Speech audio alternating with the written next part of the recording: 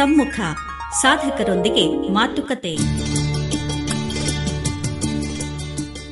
ಇಂದಿನ ಸಮ್ಮುಖದಲ್ಲಿ ಬಹುಮುಖ ಪ್ರತಿಭೆಯ ಯುವ ಕಲಾವಿದೆ ವಿಜಯಲಕ್ಷ್ಮಿ ಪ್ರಕಾಶ್ ಶಿವನಗುತ್ತಿ ಅವರೊಂದಿಗೆ ಮಾತುಕತೆ. ಮಾತುಕತೆಯಲ್ಲಿ ಜೊತೆಯಾಗುವವರು ಡಾಕ್ಟರ್ ಸದಾನಂದ ಪೆರ್ಲ.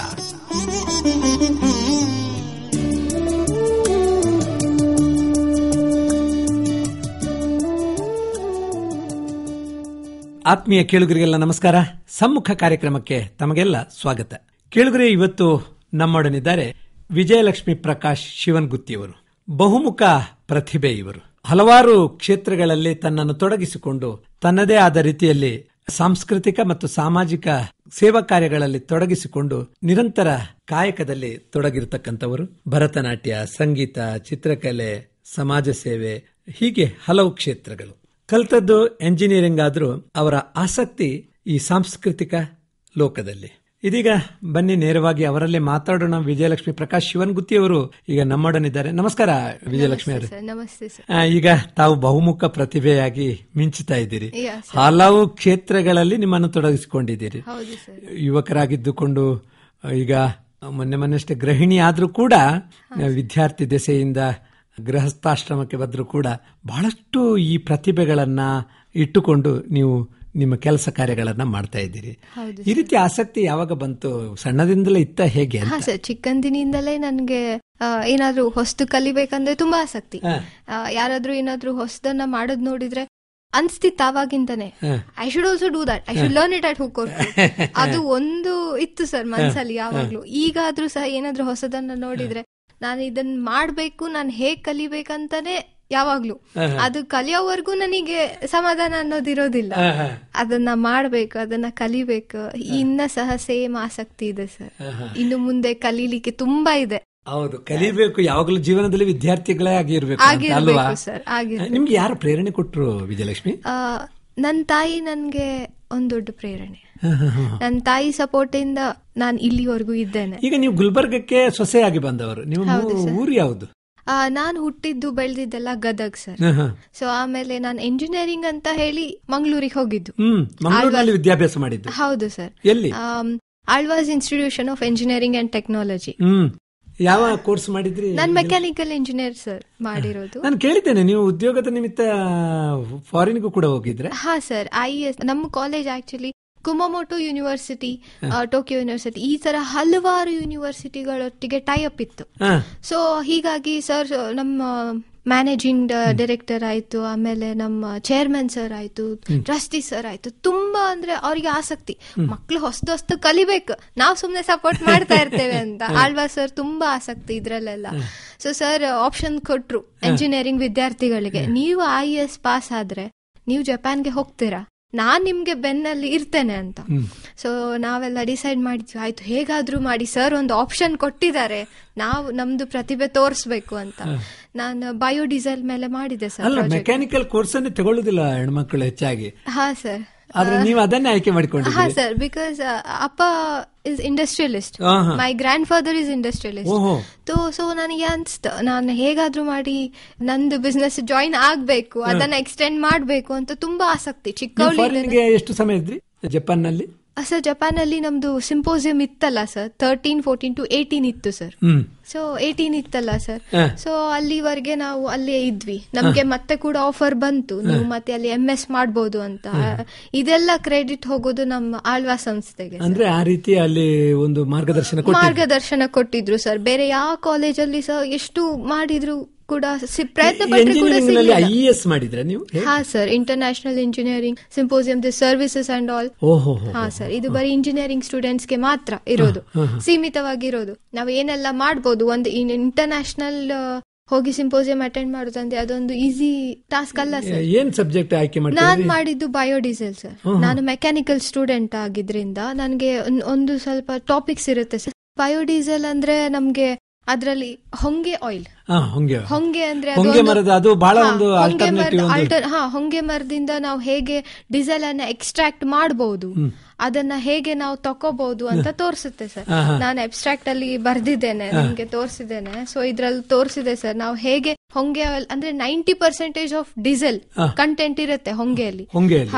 ಅದನ್ನ ನಾವು ಹೇಗೆ ಎಕ್ಸ್ಟ್ರಾಕ್ಟ್ ಪರ್ಯಾಯ ಇಂಧನ ಅಂತಲೇ ಪರಿಗಣಿಸ್ತೇವೆ. ಆಯ್ತು, ಅದೇ ಇದೆ ಸರ್ ಬಯೋಡೀಸೆಲ್. ಸೊ ಅದನ್ನ ನಾವು ಹೇಗ್ ಮಾಡ್ಬೇಕು ಅಂತ ನೋಡಿದ್ದೇವೆ. ನಂದು ಟಾಪಿಕ್ ಬಂದ್ಬಿಟ್ಟು performance and emission characteristics of CI engine fuelled with blends of cardanol ಹೊಂಗೆ ಬಯೋಡೀಸೆಲ್ ವಿತ್ ಡೀಸೆಲ್. ಅದನ್ನೆಲ್ಲ ಮಿಕ್ಸ್ ಮಾಡಿ ಹೇಗೆ ನಾವು ಡೀಸೆಲ್ ನ ತಯಾರು ಮಾಡ್ತೀವಿ ಅನ್ನೋದೇ ನಂದು ಟಾಪಿಕ್ ಆಗಿತ್ತು. ಸೊ ಅದಕ್ಕೆ ನನ್ ಲೆಕ್ಚರರ್ ಇದ್ರು sir, our past HOD KV Suresh sir ಅಂತ, very well versatile talented person. ಆ ಸರ್ ನನಗೆ ಚೂಸ್ ಮಾಡಿದ್ರು, ಬಾಮ್ಮ ನಾನು ನಿನ್ಗೆ ಗೈಡ್ ಮಾಡ್ತೇನೆ ಅಂತ. ಆಮೇಲೆ ನಮ್ದು ಪ್ರಿನ್ಸಿಪಲ್ ಸರ್ ಪೀಟರ್ ಫರ್ನಾಂಡಿಸ್ ಅವರೆಲ್ಲ ನನಗೆ ಸ್ಕೋಪ್ ಕೊಟ್ರು, ನೀನ್ ಮಾಡು, ನಾವೆಲ್ಲ ಹೆಲ್ಪ್ ಮಾಡ್ತೇವೆ. ಬಿಕಾಸ್ ನಾವು ಸ್ಟೂಡೆಂಟ್ಸ್ ಆಗಿ ನಮ್ಗೆ ನಾಲೆಜ್ ಇರಲ್ಲ ಸರ್ ಎಂತ ಮಾಡ್ಬೇಕು. ಅವ್ರ ಗೈಡೆನ್ಸ್ ಇಂದಾನೇ ನಾವು ಬರ್ಬೇಕು ಎಷ್ಟೋ ಇದ್ರು. ಸೊ ಆಮೇಲೆ ನನ್ಗೆ KV ಸುರೇಶ್ ಸರ್ ತುಂಬಾ ಹೆಲ್ಪ್ ಮಾಡಿದ್ರು. ಆಯ್ತು ಸರ್, ಇಲ್ಲ ಅಂದ್ರೆ ನಮ್ಮಿಂದ ಇದೆಲ್ಲ ಸಾಧ್ಯ ಆಗ್ತಿರ್ಲಿಲ್ಲ. ಒಂದು ಪ್ರೆಸೆಂಟೇಷನ್ ಮಾಡಿದ ಮೇಲೆ ಸ್ಪಂದನೆ ಹೇಗಿತ್ತು, ಪ್ರತಿಕ್ರಿಯೆ ಅವರದೆಲ್ಲ? ಪ್ರತಿಕ್ರಿಯೆ ಎಲ್ಲ ನಮ್ ಕಾಲೇಜ್ ಅವರು ತುಂಬಾ ಖುಷಿಯಾಗಿದ್ರು. ನಮ್ ಮ್ಯಾನೇಜ್ಮೆಂಟ್ ಎಸ್ಪೆಷಲಿ ಆಳ್ವಾ ಸರ್ ಮತ್ತೆ ವಿವೇಕ್ ಆಳ್ವಾ ಸರ್, ಅವರು ಕಾಯ್ತಿದ್ರು ಯಾವಾಗ ನಮ್ಮ ಮಕ್ಳು ವಾಪಸ್ ಜಪಾನ್ ಇಂದ ಬರ್ತಾರೆ, ನಮ್ಗೆ ಅದೆಲ್ಲ ಸರ್ಟಿಫಿಕೇಟ್ಸ್ ನೋಡ್ಲಿಕ್ಕಿದೆ ಅಂತ ಎಲ್ಲ. ಅಲ್ಲಿ ಯಾರು ಆಡಿಯನ್ಸ್ ಇದ್ರು? ಅಲ್ಲಿ ಹಲವಾರು ಕಂಟ್ರಿಯಲ್ಲಿ ಇರೋ ಆಡಿಯನ್ಸ್ ಇದ್ರು ಸರ್. ನಾವು ಹೋದಾಗ ಅಮೆರಿಕನ್ಸ್ ಇದ್ರು, ಜಾಪನೀಸ್ ಇದ್ರು. ಎಷ್ಟು ಗ್ಯಾದರಿಂಗ್ ಇತ್ತು ಅವಾಗ? ಸೊ ಗ್ಯಾದರಿಂಗ್ ತುಂಬಾ ಇತ್ತು ಸರ್. ನಾವು ಕೌಂಟ್ ಮಾಡ್ಲಿಕ್ಕೆಲ್ಲ ಆಗ್ಲಿಲ್ಲ ಆಗ, ಬಿಕಾಸ್ ನಾವು ಸ್ವಲ್ಪ ನರ್ವಸ್ ಅಲ್ಲಿ ಇದ್ವಿ. ಇಷ್ಟೊಂದು ಜನದಿದ್ರು ನಾವು ಹೇಗೆ ಪ್ರೆಸೆಂಟೇಶನ್ ಕೊಡೋದು ಅಂತ ನಮ್ಗೆಲ್ಲ ನರ್ವಸ್ನೆಸ್ ನಲ್ಲಿ ನಾವು ಇದ್ವಿ. ಆಮೇಲೆ ನಾನು ಮೇಲೆ ಹೋಗ್ಬೇಕಾದ್ರೂ ಪೇಪರ್ ಹಿಡ್ಕೊಂಡು ಹೋಗಿದ್ದು, ಅಂದ್ರೆ ಲಾಸ್ಟ್ ಮೂಮೆಂಟ್ ಪ್ರಿಪರೇಷನ್ ಎಂತಾದ್ರೂ ಟೈಮ್ ಸಿಕ್ಕರೆ ನೋಡ್ಲಿಕ್ಕೆ ಅಂತ ಹೈಲೈಟ್ ಮಾಡಿ ಇಟ್ಕೋತಿದ್ದೆ. ಸೊ ಅಲ್ಲಿ ಹೋದ್ಮೇಲೆ ನಾನು ಇಂಡಿಯನ್ಸ್ಗೆ ನೋಡಿದಾಗ ಒಮ್ಮೆ ಧೈರ್ಯ, ನಮ್ಮವ್ರು ಇದ್ದಾರೆ ಅಲ್ಲಿ ಪ್ರೆಸೆಂಟೇಷನ್ ನೋಡ್ಲಿಕ್ಕೆ ಅಂತ. ಆತ್ಮೀಯ ಕೇಳುಗರೆ, ವಿಜಯಲಕ್ಷ್ಮಿ ಅವರ ಮಾತನ್ನ ನಾವು ಕೇಳ್ತಾ ಇದ್ದೇವೆ. ಇದೀಗ ಅವರಿಗಾಗಿ ಈ ಹಾಡು, ನಂತರ ಮಾತನ್ನ ಮುಂದುವರಿಸೋಣ.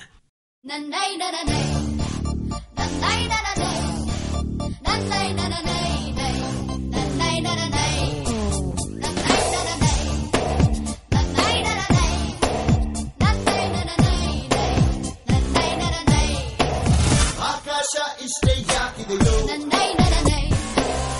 ಈ ಭೂಮಿ ಕಷ್ಟ ಆಗಿದೆಯೋ, ಜೋರ ಈ ಪ್ರೀತಿ ಬೇಕಿಲ್ಲ ರಸೀತಿ, ಮುಗಿಲನ್ನೇ ಮುಂದಾಡಿ ರೆಕ್ಕೆ ಕಟ್ಟಿ ಹಾರೋ ಗಾಳಿ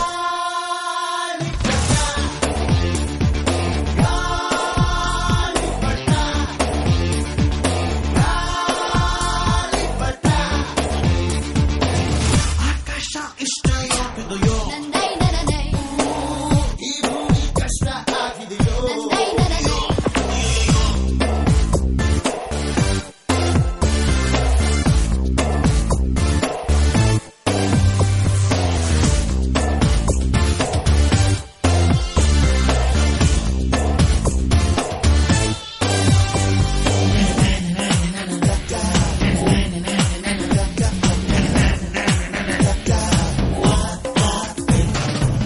ಕನಸಿನ ನೋಟಿಗೆ ಚಿಲ್ಲರೆ ಬೇಕೆ, ನಗುವನ್ನು ಎಲ್ಲೋ ಮರೆತೆವು ಏಕೆ,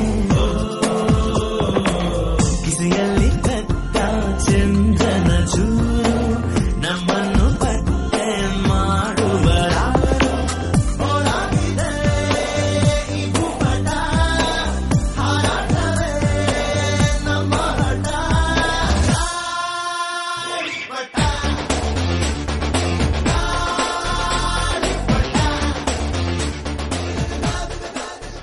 ಸಮ್ಮುಖದ ಕೇಳುಗರೆ, ಬಹುಮುಖ ಪ್ರತಿಭೆಯ ವಿಜಯಲಕ್ಷ್ಮಿ ಪ್ರಕಾಶ್ ಶಿವನ್ಗುತ್ತಿಯವರ ಮಾತು ಕೇಳ್ತಾ ಇದ್ದೇವೆ.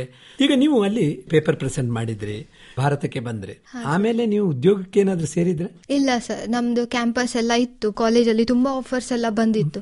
ಬಟ್ ನನ್ಗೆ ಮುಂಚೆಯಿಂದಾನೇ ಬಿಸ್ನೆಸ್ ಫೀಲ್ಡ್ ಅಲ್ಲಿ ಇಂಟ್ರೆಸ್ಟ್. ನಾನು ಅಪ್ಪನ್ ತರ ಇಂಡಸ್ಟ್ರಿಯಲಿಸ್ಟ್ ಆಗ್ಬೇಕು, ತಾತನ್ ತರ ಆಗ್ಬೇಕು ಅಂತ. ಬಿಕಾಸ್ ಚಿಕ್ಕಂದಿಂದಾನೇ ನೋಡ್ಕೊಂಡು ಬಂದಿದ್ದೇವೆ ನಾವೆಲ್ಲ, ಇಂಡಸ್ಟ್ರಿಯಲ್ ಬ್ಯಾಕ್ ಗ್ರೌಂಡ್ ದವರು. ಸೊ ಅದಕ್ಕೆ ಅದನ್ನೇ ನೋಡ್ಬೇಕು ಅಂತ, ಮಗಳು ಕೂಡ ಒಬ್ಬ ಇಂಡಸ್ಟ್ರಿಯಲಿಸ್ಟ್ ಆಗ್ಬೇಕು ಅಂತ ನನಗಿತ್ತು ಯಾವಾಗಿಂದಲೂ. ನೀನ್ ಬೇಕಿದ್ರೆ ಮುಂದೆ ಯಾವ್ದಾದ್ರು ಕಂಪನಿಯಿಂದ ಕಾಲ್ ಬಂದಿತ್ತ ನಿಮ್ಗೆ ಈ ರೀತಿ ಜಾಯ್ನ್ ಆಗಿ? ಹಾ ಸರ್, ರೀಸೆಂಟ್ ಆಗಿ. ಹಾ ಸರ್, ಮರ್ಸಿಡೀಸ್ ಬೆಂಜ್. ಏನಂತ ನೀವು ಜಾಯ್ನ್ ಆಗಿದ್ರೆ ಆಗ್ಬಹುದು ಅಂತ. ಯಾವ post? Same sir, technical engineering. But ನನಗೆಂತ ಈಗ ನನಗೆ ಜಾಬ್ ಅಲ್ಲಿ ಇಂಟ್ರೆಸ್ಟ್ ಇಲ್ಲ, ಸ್ಪೆಸಿಫಿಕಲಿ ನನಗೆ ಜಾಬ್ ಅಲ್ಲಿ ಇಂಟ್ರೆಸ್ಟ್ ಇಲ್ಲ. ಆಕರ್ಷಣೆ ಕೇಂದ್ರ ಎಲ್ಲ ಬೇರೆ ಕಡೆ ಇತ್ತು. ಹಾ ಸರ್, ನಂದೆಲ್ಲ ನಾನು ಯಾಕಂದ್ರೆ ನನ್ಗೆ ಜವಾಬ್ದಾರಿ ಅನ್ನೋದನ್ನ ನಾನು ತಕೊಂಡ್ಬಿಟ್ಟಿದ್ದೆ. ಈಗ ಅನಾಥಾಶ್ರಮ ಅದೆಲ್ಲ ನೋಡ್ಕೊಳ್ಲಿಕ್ಕೆ ಅಂತ. ಈಗ ನನ್ಗೆ ಅದೆಲ್ಲ ಬಿಟ್ಟು ನಾನು ಜಾಬಿಗೆ ಇನ್ವಾಲ್ವ್ ಆದ್ರೆ ನನ್ಗೆ ಅದೆಲ್ಲ ನೋಡ್ಕೊಳ್ಲಿಕ್ಕೆ ಯಾರು ಇರ್ಲಿಲ್ಲ. ವಿಜಯಲಕ್ಷ್ಮಿ, ನೀವು ಭರತನಾಟ್ಯ ಕಲಾವಿದೆ ಕೂಡ, ಸ್ವಲ್ಪ ಹೇಳಿ, ಅದು ಎಲ್ಲಿ ಕಲ್ತಿದ್ದೀರಿ, ಯಾರು ನಿಮ್ ಗುರು? ಸರ್, ಭರತನಾಟ್ಯಂ ಅಂದ್ರೆ ಆಕ್ಚುಲಿ ಇದೆಲ್ಲ ನಂದು ತಾಯಿ ಪ್ಯಾಷನ್. ನನ್ನ ತಾಯಿಗೆ ನಾನು ಎಲ್ಲವನ್ನೂ ಕಲಿಬೇಕು, ಅವರಿಗೆ ನಾನು ಸಂಗೀತದಲ್ಲಿ ಇರ್ಬೇಕು, ಭರತನಾಟ್ಯಂ ಅಲ್ಲಿ ಇರ್ಬೇಕು. ಹಾ ಸರ್, ಅದಕ್ಕಾಗಿ ಎಲ್ಲವನ್ನು ನಿಮ್ಮಲ್ಲಿ ನೋಡ್ಬೇಕು. ಹಾ, ಎಲ್ಲಾನು ನೋಡ್ಬೇಕಂತ ಆಸೆ ಅಮ್ಮನಿಗೆ. ನನಗೆ ಒಬ್ಬ ತಮ್ಮ ಇದ್ದಾನೆ, ಅವನ್ ಸಹ ಸಿವಿಲ್ ಇಂಜಿನಿಯರ್, ನಿಟ್ಟೆಯಲ್ಲಿ ಓದ್ತಿದ್ದಾನೆ. ಬಟ್ ಅಮ್ಮನಿಗೆ ಏನೋ ಒಂಥರ ಆಸಕ್ತಿ, ನನ್ನ ಮಗಳು ಎಲ್ಲ ಕಲಿಬೇಕು. ಅದಕ್ಕೆ ನಾನು ಏಜ್ ಆಫ್ 6 ನನ್ನ ಅಮ್ಮ, ಇಲ್ಲ ನೀನ್ ಭರತನಾಟ್ಯಂ ಹೋಗ್ಬೇಕು. ನನಗೆ ಇಂಟ್ರೆಸ್ಟೇ ಬರ್ತಿರ್ಲಿಲ್ಲ ಸ್ಟಾರ್ಟಿಂಗ್. ಏನಪ್ಪ, ಯಾವಾಗ ಇದು ಸ್ಯಾಟರ್ಡೆ ಸಂಡೇ ಹೋಗುತ್ತೆ, ಎಲ್ಲರೂ ಬರುತ್ತೆ ಅಂತ ಕಾದ್ರೆ ನಾನು ಸ್ಯಾಟರ್ಡೆ ಸಂಡೇ ಹೋಗ್ಬೇಕಂತ ಕಾಯ್ತಿರ್ತಿದ್ದೆ. ಬಟ್ ಅಮ್ಮನೇ ಸ್ವತಃ ನನ್ಗೆ ತಕೊಂಡೋಗಿ ಕೂರ್ತಿದ್ರು. ಲೇಖನ ಮ್ಯಾಮ್ ಅಂತ, ಅವರು ದಾವಣಗೆರೆ ಅವರು. ಸೊ ಅವ್ರು ಗದಗಲ್ಲಿ ಬಂದಿದ್ರು, ಅವರಿಗೆ ಕರ್ಸಿದ್ರು ಇಲ್ಲಿ. She is to teach in some government school. ತುಂಬಾ ಒಳ್ಳೆ ಮೇಡಮ್, ಅವರು ಡಾಕ್ಟರೇಟ್. ಸೊ ಅವರು ನನ್ಗೆ ಭರತನಾಟ್ಯಂ ಗುರು. ಸ್ಕೂಲಲ್ಲಿ ಸ್ಟೇಟ್ ಲೆವೆಲ್, ಡಿಸ್ಟ್ರಿಕ್ಟ್ ಲೆವೆಲ್ ಎಲ್ಲದಕ್ಕೂ ಕರ್ಕೊಂಡು ಹೋಗಿರೋದು. ನೀವು ಕಾಂಪಿಟೇಷನ್ ಅಲ್ಲಿ ಭಾಗವಹಿಸಿದ್ರಿ? ಹೌದು ಸರ್, ಪ್ರತಿಯೊಂದು ಕಾಂಪಿಟೇಷನ್ ಬಂದ್ರು ನಾನು ಫಸ್ಟ್ ಹೋಗಿ ಆಡಿಷನ್ ಕೊಡೋದು. ನನಗೆ ಮಾಡ್ಲಿಕ್ಕಿದೆ, ಯಾಕಂದ್ರೆ ನಾನು ಕಲ್ತಿದ್ದೆ ಅಲ್ಲ, ನನ್ನ ಅಮ್ಮನ ಫೋರ್ಸ್ ಇಂದ ನಾನೆಲ್ಲ ಕಲ್ತಿದ್ದು. ಬಹುಮಾನ ಪ್ರಶಸ್ತಿಗಳು ಬಂದ್ವಾ? ಹಾ ಸರ್, ನಾನು ಸ್ಕೂಲಲ್ಲಿ ಇದ್ದಾಗ ನನಗೆ ತುಂಬಾ ಪ್ರೈಸಸ್ ಬರೋದು. ಭರತನಾಟ್ಯದಲ್ಲಿ ಅಂದ್ರೆ ತುಂಬಾ ಒಳ್ಳೆ ಪ್ರವೀಣರಾಗಿದ್ರೆ ಅಂತ. ನೀವು ಸ್ಟೇಜ್ ಪರ್ಫಾರ್ಮೆನ್ಸ್ ಸಿಂಗಲ್ ಆಗಿ ಕೊಟ್ಟಿದ್ದ ಎಲ್ಲ ಇದೇನ, ಏನಾದ್ರು ಕಾರ್ಯಕ್ರಮದಲ್ಲಿ? ಹಾ ಸರ್, ಇದೆ ಸರ್. ನಂದು ಅದು ಒಂದು ಡಿಸ್ಟ್ರಿಕ್ಟ್ ಲೆವೆಲ್ ಕಾಂಪಿಟೇಷನ್ ಇತ್ತು. ಅವಾಗ ಎಲ್ಲ ಸ್ಕೂಲಲ್ಲಿ ಸ್ಟೂಡೆಂಟ್ಸ್ ಎಲ್ಲ ಬಂದಿದ್ರು ಕಾಂಪಿಟೇಷನ್ ಭಾಗವಹಿಸಿ. ನನ್ಗೆ ನರ್ವಸ್ನೆಸ್, ನನ್ಗೆ ಮೊದಲು ಅಟ್ರಾಕ್ಷನ್ ಪ್ರೈಸ್ ಸಿಗುತ್ತಾ ಇಲ್ಲ ಅನ್ನೋದೇ ನಂದು ತಲೆಯಲ್ಲಿ ಯಾವಾಗ್ಲೂ. ನಾನು ಏನೇ ಕೆಲಸ ಮಾಡಿದ್ರು ನನ್ಗೆ ಅದ್ರಲ್ಲಿ ಸಿಗ್ಬೇಕು, ಪ್ರೈಸ್ ಸಿಗ್ಬೇಕು ಅಂದ್ರಷ್ಟೇ ನಾನು ಪಾರ್ಟಿಸಿಪೇಟ್ ಮಾಡೋದು, ಇಲ್ಲ ಅಂದ್ರೆ ಮಾಡ್ತಿರ್ಲಿಲ್ಲ. ತುಂಬಾ ಇಟ್ಕೊಂಡೇ ಹೋಗೋದು. ಹಾ ಸರ್, ಆಗ್ತಿದೆ. ಕೆಲವೊಂದ್ ಬಾರಿ ಆಗ್ತಿದೆ, ಕೆಲವೊಂದ್ ಬಾರಿ ಆಗ್ಲಿ. ನಿರಾಶೆ ಆದಾಗೊಮ್ಮೆ ಅಮ್ಮ is to tell one thing, participation is very important rather than winning. So ನನ್ನ ಅಮ್ಮ ಹಾಗೆ ಹೇಳಿ ಹೇಳಿ ನನ್ಗೆ ಸಮಾಧಾನ ಮಾಡೋದು. ಭರತನಾಟ್ಯದಲ್ಲಿ ಅಷ್ಟೆಲ್ಲ ಪ್ರವೀಣರಾಗಿದ್ರಿ. ಕ್ಲಾಸಿಕಲ್ ಮ್ಯೂಸಿಕ್, ಹಿಂದೂಸ್ತಾನಿ ಗಾಯನದಲ್ಲಿ ಕೂಡ ನೀವು ಪ್ರವೀಣರು ಅಂತ ಕೇಳಿದ್ದೇವೆ. ಹಾ ಸರ್, ಹಿಂದೂಸ್ತಾನಿ ಗಾಯನ ಇದು ಸಹ ಅಮ್ಮನಿಂದನೇ. ನನ್ನಮ್ಮ ತುಂಬಾ, ನಿಮ್ಮ ಮನೆತನದಲ್ಲಿ ಯಾರಾದ್ರೂ ಸಂಗೀತ ಕಲಾವಿದ್ರು ಇದ್ರ? ಹಾ ಸರ್, ನನ್ನಮ್ಮ ತುಂಬಾ ಚೆನ್ನಾಗಿ ಹಾಡ್ತಾರೆ. ನನ್ನಮ್ಮ ಆಕ್ಚುಲಿ ನನ್ನಮ್ಮ ಕಲ್ತಿಲ್ಲ ಮ್ಯೂಸಿಕ್, ಬಟ್ ಅವ್ರದ್ದು ವಾಯ್ಸ್ ತುಂಬಾ ಚೆನ್ನಾಗಿದೆ. ಅವ್ರು ಯಾವ್ದೇ ಸಾಂಗ್ ಹೇಳಿದ್ರು ಎಲ್ಲರೂ ತಲೆದೂಗೋದು. ಅವ್ರು ಹೇಳ್ತಾರೆ, ನೀನ್ ಸಂಗೀತ ಕಲ್ತಿದ್ಯಾ? ನನ್ನಮ್ಮ ಹೇಳೋದು, ಇಲ್ಲ ನಾನು ಸಂಗೀತ ಅದಕ್ಕೆ ಹೇಳ್ಬಾರ್ದು ಅಂತ ಅವ್ರು ನನಗೆ ಸಂಗೀತ ಕಲ್ಸಿದ್ದು, ನಿನಗೆ ನಾಳೆ ಯಾರು ಕ್ವೆಶನ್ ಮಾಡಬಾರ್ದು ಅಂತ. ಅವರೇ ನನ್ ಚಿಕ್ಕಂದಿನಿಂದಲೇ. ಹಾ ಸರ್, ನಾನ್ ಕಲ್ತಿದ್ ಸಹ ಗದಗ್ನಲ್ಲೇ ಸರ್. ಅಮ್ಮ ಮನೇಲಿ ಚಿಕ್ಕಂದಿಂದ ನಾವಿನ್ನ ನಮ್ ಮಾತಾಡ್ಲಿಕ್ಕೆ ಬರ್ತಿರ್ಲಿಲ್ಲ, ಅವಾಗೇನೆ ದೇವ್ರ ಸಾಂಗ್ಸ್ ಕಲ್ಸೋರ್ ಅಮ್ಮ. ಭಜನೆಗಳು, ಹಾ ಭಜನೆಗಳು, ದೇವ್ರ ಗೀತೆಗಳು, ಭಕ್ತಿ ಗೀತೆ ಯಾವ್ದೇ ಸಿಕ್ರು ಅಪ್ಪ ಅಮ್ಮ ಇಬ್ರು ಅದು ಆನ್ ಮಾಡೋರು. ಅವಾಗೆಲ್ಲ ಟೇಪ್ ರೆಕಾರ್ಡರ್, ಅದು ಆನ್ ಮಾಡಿ ಇಡೋದು, ಇದನ್ನ ಅಂದ್ರೆ ಕೇಳಿ ನನ್ ಮಕ್ಳು ಅಂತ. ನನಗೆ ನನ್ನ ತಮ್ಮನಿಗೆ most of the songs are only devotional songs, what we know. So ಅದನ್ನ ಕೇಳಿ ಕಲಿತಿದ್ವಿ. ಆಮೇಲೆ ಸರ್ಟನ್ ಏಜ್ ಬಂದ ತಕ್ಷಣ ಅಮ್ಮ ಡಿಸೈಡ್ ಮಾಡಿದ್ರು, ಇಲ್ಲ ಇವಳಿನ ಸಂಗೀತ ಕ್ಲಾಸಿಗೆ ಹೋಗ್ಬೇಕು ಅಂತ. ಹಾಗೆ ಡಿಸೈಡ್ ಮಾಡಿದ್ಮೇಲೆ ಮತ್ತೆ ಪಂಡಿತ್ ಪುಟ್ಟರಾಜ್ ಗವಾಯಿಗಳ ಆಶ್ರಮದಲ್ಲಿ ಸಂಗೀತ ಗುರುಗಳು ಇರ್ತಾರೆ. ಸೊ ಅಪ್ಪ ಹೇಳಿದ ತಕ್ಷಣ ಅವ್ರು ಆಯ್ತು ನಾವು ಕಲಿಸ್ತೇವೆ ಅಂತ. ಕಲ್ಸಿದ್ಮೇಲೆ ನಾನು ಹೋಗ್ತಿದ್ದೆ, ಕಲಿತಿದ್ದೆ. ಆದ್ರೆ ಎಂತದೋ ಒಂದು ಭಯ, ಯಾಕೆ ಇಷ್ಟು ಜನದ ಮುಂದೆ ಹೇಗ್ ಹಾಡ್ಬೇಕು ಅಂತ. ಭರತನಾಟ್ಯಂ ಓಕೆ, ಡ್ಯಾನ್ಸ್ ಮಾಡಿ ಬಂದ್ಬಿಡ್ಬೇಕು, ಬಟ್ ಹಾಡೋದಂದ್ರೆ ಅಷ್ಟು ಈಸಿ ಅಲ್ಲ. ಸೊ ಸ್ವಲ್ಪ ಕಷ್ಟ ಆಗ್ತಿತ್ತು ಸರ್. ಆದ್ರೂ ಕೂಡ ಹೇಗೋ ಅಮ್ಮ ಯಾವ್ದಾದ್ರು ಫಂಕ್ಷನ್ ಅಲ್ಲಿ ಹಾಡ್ತಿದ್ರಲ್ಲ, ಮನೆಯಲ್ಲಿ ಫಂಕ್ಷನ್ ಅದು ಯಾವ್ದು ಹಬ್ಬ ಬಂದಾಗ ಅದೆಲ್ಲ ಹಾಡ್ತಿದ್ರಲ್ಲ, ನಾನ್ ಧ್ವನಿಗೂಡೋದು, ಅಂದ್ರೆ ನನ್ಗೆ ಪ್ರಾಕ್ಟೀಸ್ ಆಗ್ಲಿ ಅಂತ. ಅಮ್ಮ ಗಪ್ಪ ಆದ್ರೆ ನಾನು ಸುಮ್ನೆ ಆಗ್ಬಿಡೋದು. ಅಮ್ಮ ಹಾಡ್ಬೇಕು, ನಾನ್ ಧ್ವನಿಗೂಡ್ಸೋದಷ್ಟೇ. ಈಗ ಈ ಗದಗದಲ್ಲಿ ನೀವು ವೀರೇಶ್ವರ ಪುಣ್ಯಾಶ್ರಮದಲ್ಲಿ ಸಂಗೀತ ಕಲ್ತಂತೆ, ಯಾರು ಗುರುಗಳಿದ್ರು, ಎಲ್ಲಿವರೆಗೆ ಅಭ್ಯಾಸವನ್ನ ಮಾಡಿದ್ರಿ? ನಾನ್ ಕಲಿಬೇಕಾದ್ರೆ ಪಂಡಿತ್ ಪುಟ್ಟರಾಜ್ ಗವಾಯಿಗಳು ಇದ್ರು ಸರ್. ಸೊ ಸಾಕ್ಷಾತ್ ಅವ್ರ ಛತ್ರಛಾಯದಲ್ಲೇ ನನಗೆ ಕಲೀಲಿಕ್ಕೆ ಅವಕಾಶ ಸಿಕ್ಕಿದ್ದು. ಇದೆಲ್ಲ ಕ್ರೆಡಿಟ್ ನನ್ನ ಅಪ್ಪನಿಗೆ ಹೋಗೋದು. ಅಪ್ಪನಿಗೆ ಇಷ್ಟ ಕ್ಲಾಸಿಕಲ್ ಮ್ಯೂಸಿಕ್, ನನ್ನ ಮಗಳು ಕಲಿಬೇಕು ಅಂತ. ಸೊ ಅವರು ಆಯ್ತು ಅಂತ ಹೇಳಿ ಗುರುಗಳ ಹತ್ರ ಮಾತಾಡಿ ಒಂದು ಟೀಚರ್, ಅವರ ಶಿಷ್ಯಂದ್ರಲ್ಲಿ ಒಂದು ಟೀಚರ್ನ ಅಪಾಯಿಂಟ್ ಮಾಡಿದ್ರು ಕಲೀಲಿ ಅಂತ. ನಾನು ಹೋಗ್ತಿದ್ದೆ ಆಗ ಸಂಗೀತ ಪಾಠ ಮಾಡಿ ವಾಪಸ್ ಬರ್ತಿದ್ದೆ. ಮತ್ತೆ ಕಾಂಪಿಟೇಷನ್ಸ್ ಎಲ್ಲ ಇದ್ದಾಗ ನಾನು ಪಾರ್ಟಿಸಿಪೇಟ್ ಮಾಡ್ತಿದ್ದೆ. ನಾನ್ ಫಸ್ಟ್ ಕಲ್ತಿದ್ದೆ ಗವಾಯಿಗಳ ಸಾಂಗ್ಸ್. ಅಂದ್ರೆ ಶಾಸ್ತ್ರೀಯವಾಗಿ ನೀವು ಸಂಗೀತವನ್ನು ಅಭ್ಯಾಸ ಮಾಡಿದ್ದೇನೆ ಸರ್. ಭರತನಾಟ್ಯವನ್ನು ಹಾಗೆ ಸರ್, ಶಾಸ್ತ್ರೀಯ ಗಾಯನವನ್ನು ಅದೇ ರೀತಿ. ಈಗ ರೀಸೆಂಟ್ ಆಗಿ 2020 ಕೊರೋನಾ ಟೈಮ್ ಅಲ್ಲೂ ಕೂಡ ನಾನು ಅಲ್ಲಿ ಹೋಗಿ ವಯೋಲಿನ್ ಕಲಿತಿದ್ದೆ. ಅಂದ್ರೆ ಇನ್ಸ್ಟ್ರೂಮೆಂಟ್ ಬೇಕು ಅಂತ. ನಾನು ಅವಾಗ ಫಸ್ಟ್ ಕಲ್ತಿದ್ದ ಹಾರ್ಮೋನಿಯಂ. ಅದು ಕಲ್ತ ನಂತರ ಆಮೇಲೆ ಆಕ್ಚುಲಿ ಅಲ್ಲಿ ಗುರುಗಳು ಇರ್ಲಿಲ್ಲ ಸರ್. ಕೊರೋನಾ ಟೈಮ್ ಅಲ್ಲ, ಎಲ್ಲ ಆಫ್ ಇತ್ತು. ಮಠದಲ್ಲಿ ಯಾರು ಇರ್ಲಿಲ್ಲ, ಅಲ್ಲಿ ಸ್ಟೂಡೆಂಟ್ಸ್ ಇರ್ತಿದ್ರಲ್ಲ, ಇದು ಒಂದು ಕಲ್ಸ್ಕೊಡಿ, ಇದೊಂದು ಕಲ್ಸ್ಕೊಡಿ ಅಂತ ಹೇಳಿ ಕಲ್ತಿದ್ದು. ಅಲ್ಲೆಲ್ಲ ಚಿಕ್ಕ ಮಕ್ಕಳು ತುಂಬಾ ಇದ್ದಾರೆ. ಕ್ಲಾಸಿಕಲ್ ಮ್ಯೂಸಿಕ್ ನಾಲೆಜ್ ಇದ್ದ ಕಾರಣ ನಿಮ್ಗಂತೂ ಸ್ವಲ್ಪ ಸುಲಭ ಆಯ್ತು ಸರ್. ಕ್ಲಾಸಿಕಲ್ ಮ್ಯೂಸಿಕ್ ಕಲ್ತ ಮೇಲೆ ಯಾವುದೇ ಇನ್ಸ್ಟ್ರೂಮೆಂಟ್ ತುಂಬಾ ಸುಲಭ ಆಗುತ್ತೆ ಕಲೀಲಿಕ್ಕೆ. ಹಾಗೆ ನೀವು ವಯೋಲಿನ್ ಕೂಡ ಕಲ್ತ್ರಿ ಅಂತ? ಇಲ್ಲ ಸರ್, ಇನ್ನ ಪೂರ್ಣವಾಗಿ ಕಲ್ತಿಲ್ಲ. ಇನ್ನು ಮುಂದುವರಿಸ್ತೀರದನ್ನ? ಹಾ ಸರ್, ಗಿಟಾರ್ ಕಲೀಲಿಕ್ಕಿದೆ, ವಯೋಲಿನ್ ಕಲೀಲಿಕ್ಕಿದೆ, ಇನ್ನ ಕಲೀಲಿಕ್ಕೆ ತುಂಬಾ ಇದೆ. ನಿಮ್ಮ ಅಮ್ಮನ ಕನಸನ್ನೆಲ್ಲ ಈಡೇರಿಸಲಿಕ್ಕೆ ನೀವು ಹೆಜ್ಜೆ ಇಟ್ಟಿದ್ದೀರಿ ಅಂದ್ರೆ? ಅದೇ ಸರ್, ಫಾರ್ ಶೋರ್. ಈಗ ಮುಖ್ಯವಾಗಿ ನಾವು ಗಮನಿಸಬೇಕಾಗಿರತಕ್ಕಂಥದ್ದು, ಸಾಂಸ್ಕೃತಿಕವಾಗಿ ಹಲವು ರೀತಿಯ ಆ ಪರಿಣತಿಯನ್ನ ಪಡ್ಕೊಂಡಿದ್ದೀರಿ. ಬಹಳ ಖುಷಿಯಾಗುವುದು ಏನಂತ ಹೇಳಿದ್ರೆ, ಯುವಕರು ಸಮಾಜ ಸೇವೆಗೆ ಈ ವಯಸ್ಸಿನಲ್ಲಿ ಇಳಿಯುವುದು ಬಹಳ ಅಪರೂಪ. ಮುಖ್ಯವಾಗಿ ನಮ್ಮ ಹಿರಿಯರ ಬಗ್ಗೆ ಗೌರವ ಕೊಟ್ಟು, ಅನಾಥರ ಬಗ್ಗೆ ಗೌರವ ಕೊಟ್ಟು ಒಂದು ಕೆಲಸ ಮಾಡುದು. ಆ ನೆಲೆಯಲ್ಲಿ ಕೂಡ ನೀವು ನಿಮ್ಮನ್ನು ತೊಡಗಿಸಿಕೊಂಡಿದ್ದೀರಿ. ಹೇಳಿ, ಹಿರಿಯರ ಒಂದು ಆಶ್ರಮವನ್ನ ಅಥವಾ ಒಂದು ಹಿರಿಯರ ಪಾಲನಾ ಕೇಂದ್ರವನ್ನ ಪ್ರಾರಂಭಿಸಿದ್ರ ಬಗ್ಗೆ ಸ್ವಲ್ಪ ಹೇಳಿ. ಹಾ ಸರ್, ನನಗೆ ಚಿಕ್ಕಂದಿನಿಂದಲೇ ನನ್ನ ಅಪ್ಪ, ನನ್ನ ತಾತ, ನನ್ನ ಚಿಕ್ಕಪ್ಪ, ದೊಡ್ಡಪ್ಪ ಎಲ್ಲ ನೋಡ್ತಿದ್ದೆ ಅಲ್ಲ, ಒಂದು ರೀತಿ ಅವಿಭಕ್ತ ಕುಟುಂಬ. ಅವ್ರನ್ನೆಲ್ಲ ನೋಡ್ತಿದ್ದೆ ಅಲ್ಲ, ಅವ್ರು ಯಾವಾಗ್ಲೂ ಯಾರಾದ್ರೂ ಬೇಡಿ ಬಂದವ್ರಿಗೆ ಹಾಗೆ ಕಳಿಸ್ತಿರ್ಲಿಲ್ಲ. ಆಮೇಲೆ ನಾನ್ ತುಂಬಾ ಎಮೋಷನಲ್ ಚಿಕ್ಕಂದಿನಿಂದಲೇ. ಯಾರಾದ್ರೂ ನನ್ನ ಅಪ್ಪನಿಗೆ ಸ್ವಲ್ಪ ಕೇಳಿದ್ರೆ ನಾನು ಹೇಳ್ಬಿಡ್ತಿದ್ದೆ, ಅಪ್ಪ ಅವ್ರದ್ದು ಹೇಗಿದೆಯಲ್ಲ ಪರಿಸ್ಥಿತಿ, ನಮ್ಗೆ ತಿನ್ಲಿಕ್ಕೆ ಉಣ್ಲಿಕ್ಕೆ ಇಷ್ಟಿದ್ರು ನಮ್ಗೆ ಕೊಬ್ಬು ಜಾಸ್ತಿ, ನಮ್ಗೆ ಇದು ಬೇಡ ಅದು ಬೇಡ ಅಂತ. ಪಾಪ ಅವರಿಗೆ ಒಂದು ಹೊತ್ತು ಊಟ ಸಹ ಇರ್ತಿರ್ಲಿಲ್ಲ. ನನ್ನ ಅಪ್ಪ ತುಂಬಾ ಮಾಡಿದ್ದಾರೆ ಬಡವರಿಗೆ ಆಯ್ತು. ಆಮೇಲೆ ನಮ್ಮ ಕಾರ್ಖಾನೆಯಲ್ಲಿ ಕಾರ್ಮಿಕರಿಗೆ ಅವ್ರಿಗೆ ಮಾಡ್ತಿದ್ರ. ನಾನ್ ನೋಡಿ ನೋಡಿ ನನಗೆ ಅನ್ಸ್ತಿತ್ತು, ನಾನ್ ದೊಡ್ಡವಳಾದ್ಮೇಲೆ ಡಬಲ್ ಮಾಡ್ತೇನೆ ಅಂತ. ಈ ತರ ಒಂದು ಇತ್ತು. ಆಮೇಲೆ ನಾನು ಇಂಜಿನಿಯರಿಂಗ್ ಓದ್ಲಿಕ್ಕೆ ಹೋದಾಗ ನಾನು ಮನೆಯಲ್ಲಿ ತುಂಬಾ ಮುದ್ದು ಮಾಡಿ ಬೆಳೆಸಿರೋದು, ಒಬ್ಳೆ ಮಗಳು ಅಂತ ಮಾಡಿ ಬೆಳೆಸಿದ. ಅಲ್ಲಿ ಹಾಸ್ಟೆಲ್ ಅಲ್ಲಿ ಹೋದ್ಮೇಲೆ ನನಗೆ ಗೊತ್ತಾಗಿದ್ದು ಊಟದ ಬೆಲೆ ಏನು ಅಂತ. ಆಮೇಲೆ ಅನ್ಕೊಂತಿದ್ದೆ, ನನ್ಗೆ ಮನೆ ಬಿಟ್ಟು ಇಲ್ಲಿ ಬಂದ್ರೆ ಇಷ್ಟೊಂದು ತೊಂದರೆ ಆಗ್ತಾ ಇದೆ ರೈಸ್ ಸಾಂಬಾರ್ ತಿನ್ಲಿಕ್ಕೆ, ಬಟ್ ಜನಕ್ಕೆ ಅದು ಸಹ ಇಲ್ಲ ಅಲ್ಲ. ಸೊ ನಾನು ಅನಾಥಾಶ್ರಮಕ್ಕೆ ಒಂದ್ಸರಿ ಭೇಟಿ ನೀಡಿದೆ, ಸಂಡೇ ಔಟಿಂಗ್ ಟೈಮ್ ಅಲ್ಲಿ ಇದ್ದಾಗ. ನೋಡಿದಾಗ ನನ್ಗೆ ಅನ್ಸ್ತು, ಹೌದಲ್ಲ, ಇವ್ರಿಗೆಲ್ಲ ತಂದೆ ತಾಯಿ ಸಹ ಇಲ್ಲ. ನಾನ್ ಡೈಲಿ ನನ್ನ ಅಮ್ಮನಿಗೆ 2 ಸರಿ ಕಾಲ್ ಮಾಡಿಲ್ಲ ಅಂದ್ರೆ ನನಗೆ ಸಮಾಧಾನ ಆಗ್ತಿರ್ಲಿಲ್ಲ. ಅವ್ರಿಗೆ ಅನಾಥರು, ತಂದೆ ತಾಯಿ ಸಹ ಇಲ್ಲ. ಆಗ ನಾನು ಅವ್ರು ಮಾತಾಡಿದ್ದೆ ಅನಾಥಾಶ್ರಮ ಅವ್ರ ಇನ್ಚಾರ್ಜ್ಗೆ. ಆಕ್ಚುಲಿ ಅವ್ರ ಓನರ್ ಎಲ್ಲ ಇಲ್ಲಿರಲ್ಲ, US ಅಲ್ಲೇ ಇರ್ತಾರೆ. ಇನ್ಚಾರ್ಜ್ಗೆ ಮಾತಾಡಿದೆ. ಅವ್ರು ಹೇಳಿದ್ರು, ಮೇಡಮ್ ಇಲ್ಲ ಅಮ್ಮ, ಇವ್ರಿಗೆಲ್ಲ ಯಾರು ಸಹ ಇಲ್ಲ, ನಾವೇ ಮಾಡ್ಲಿಕ್ಕಿದೆ, ಗವರ್ಮೆಂಟ್ ಸಹ ಅವಾಗ ಕೊಡ್ತಾರೆ ಅಂತ ಹೇಳಿದ್ರು. ನಾನ್ ಡಿಸೈಡ್ ಮಾಡ್ದೆ, ಏನಾದ್ರೂ ಮಾಡಿ ಈಗ ಅಂದ್ರು ಅನಾಥ ಮಕ್ಕಳ ಜೊತೆಗೆ ವಯಸ್ಸಾದವ್ರನ್ನ ಸೇರ್ಸಿದ್ರೆ ಅವ್ರಿಗೆ ಮಕ್ಕಳ ಪ್ರೀತಿ ಸಿಗುತ್ತೆ, ಇವ್ರಿಗೆ ತಂದೆ ತಾಯಿ ಪ್ರೀತಿ ಸಿಗುತ್ತೆ. ಈ ಕಾನ್ಸೆಪ್ಟ್ ಇಟ್ಕೊಂಡು ನಾನು ಎಷ್ಟೊಂದು ವ್ಯಕ್ತಿಗಳ ಜೊತೆ ಕೂತು ಮಾತಾಡ್ದೆ ಏನ್ ಮಾಡ್ಬೇಕು ಅಂತ. ಅವ್ರು ದೊಡ್ಡವರೆಲ್ಲ ಸಜೆಷನ್ ಕೊಟ್ರು, ಇಲ್ಲ ಇದು ತುಂಬಾ ಒಳ್ಳೆ ಐಡಿಯಾ. ಆಗ ನಾನು ಸ್ಟ್ರೇಟ್ ಕೆದೂರಿಗೆ ಹೋದೆ. ಕೆದೂರು ಎಲ್ಲಿ ಬರ್ತದೆ? ಉಡುಪಿ ಹತ್ರ ಬರುತ್ತೆ ಸರ್. ಕೆದೂರ್ ಅಂತ ಒಂದು ಚಿಕ್ಕ ಪ್ಲೇಸ್ ಇದೆ ಸರ್.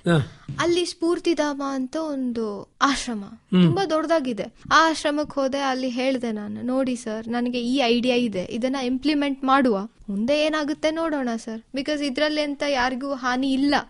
ಆಮೇಲೆ ಮೆಂಟಲಿ ರಿಟಾರ್ಡೆಡ್ ಇರ್ತಾರಲ್ಲ ಸರ್, ಅವ್ರಿಗೆಲ್ಲ ತಗೊಂಡ್ ಬಂದು ಅಲ್ಲಿ ಇಲ್ಲಿ ಸಿಕ್ಕವ್ರಿಗೆಲ್ಲ, ಮಕ್ಕಳಿಗೆ, ಆಮೇಲೆ ಹಿರಿಯರಿಗೆ, ಅವ್ರಿಗೆಲ್ಲ ತಗೊಂಡ್ ಬಂದಿಟ್ವಿ. ಅವರೆಲ್ಲ ನನ್ನ ಜೊತೆ ತುಂಬಾ ಒಡನಾಟ ಇತ್ತು. ನಾನು ಔಟಿಂಗ್ ಟೈಮ್ ಅಲ್ಲಿ ನಾನು ಸ್ಟ್ರೇಟ್ ಅಲ್ಲಿಗೆ ಹೋಗೋದು. ನನಗೆ 2 hours ಅವ್ರ ಜೊತೆ ಸ್ಪೆಂಡ್ ಮಾಡಿದ್ರೆ ನನಗೆ ಏನೋ ಒಂದು ಮನಸ್ಸಿಗೆ ಖುಷಿ ಅನ್ಸೋದು. ಒಳ್ಳೆ ಪ್ರೀತಿ ಕೊಡ್ತಿದ್ರು ಸರ್ ನನಗೆ. ಒಳ್ಳೆ ನಿಜವಾಗ್ಲು, ಓ ಲಕ್ಷ್ಮಿ, ನೀನ್ ಇಷ್ಟು ಬೇಗ ಬಂದ್ಯಾ ಇವತ್ತು. ಅದು ನನ್ಗೆ ಅವ್ರು ನನ್ನ ಹೆಸರು ಹೇಳಿದ ತಕ್ಷಣ ನಂಗೇನೋ ಖುಷಿ.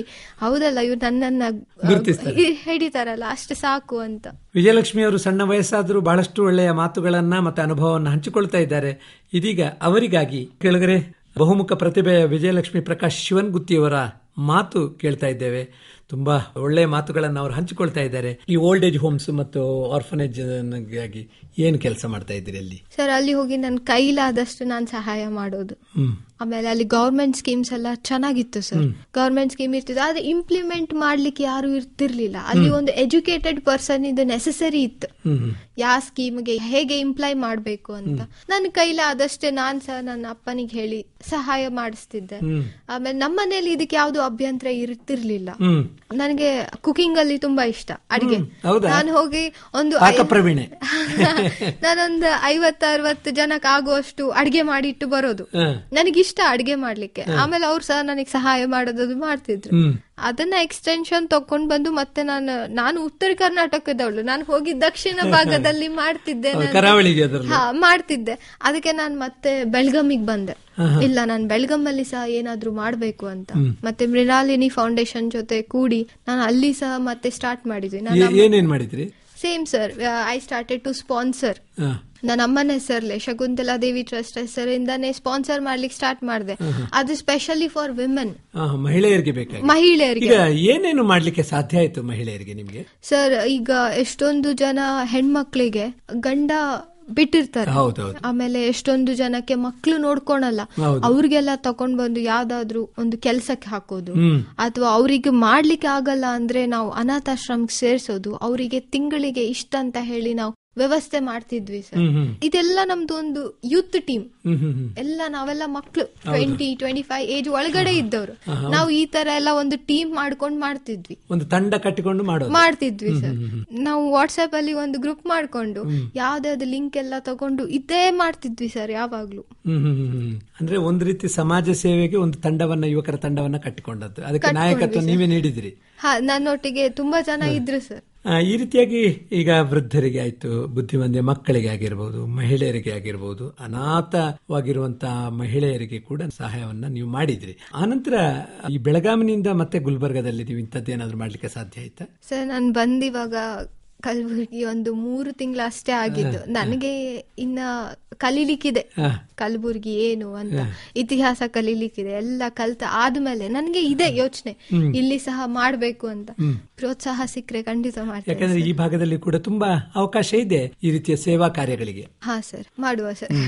ಈಗ ನೀವು ಇಷ್ಟೆಲ್ಲ ಹೌದು, ಜೊತೆಗೆ ನೀವು ರೂಪದರ್ಶಿ, ಅಂದ್ರೆ ನೀವು ಫ್ಯಾಷನ್ ಇದರಲ್ಲಿ ಸೌಂದರ್ಯ ಸ್ಪರ್ಧೆಯಲ್ಲಿ ಕೂಡ ಭಾಗವಹಿಸಿದ್ರಿ. ಆ ಬಗ್ಗೆ ಒಂದು ಅನುಭವವನ್ನು ಹೇಳಿ ಸರ್. ಅದು ಸಹ ಹೇಗಂದ್ರೆ ಏನಿಯನ್ ಕಂಪನಿ ಅಂತ ಇತ್ತು, ಅದು ಪುಣೆ ಮಹಾರಾಷ್ಟ್ರ ಕಂಪನಿ. ಅವರು ಅಂಗವಿಕಲರಿಗೆ ಅವರಿಗೋಸ್ಕರ ಅಂತ ಹೇಳಿ ಒಂದು ಫ್ಯಾಷನ್ ಶೋನ ಮಾಡಿದ್ರು ಸರ್.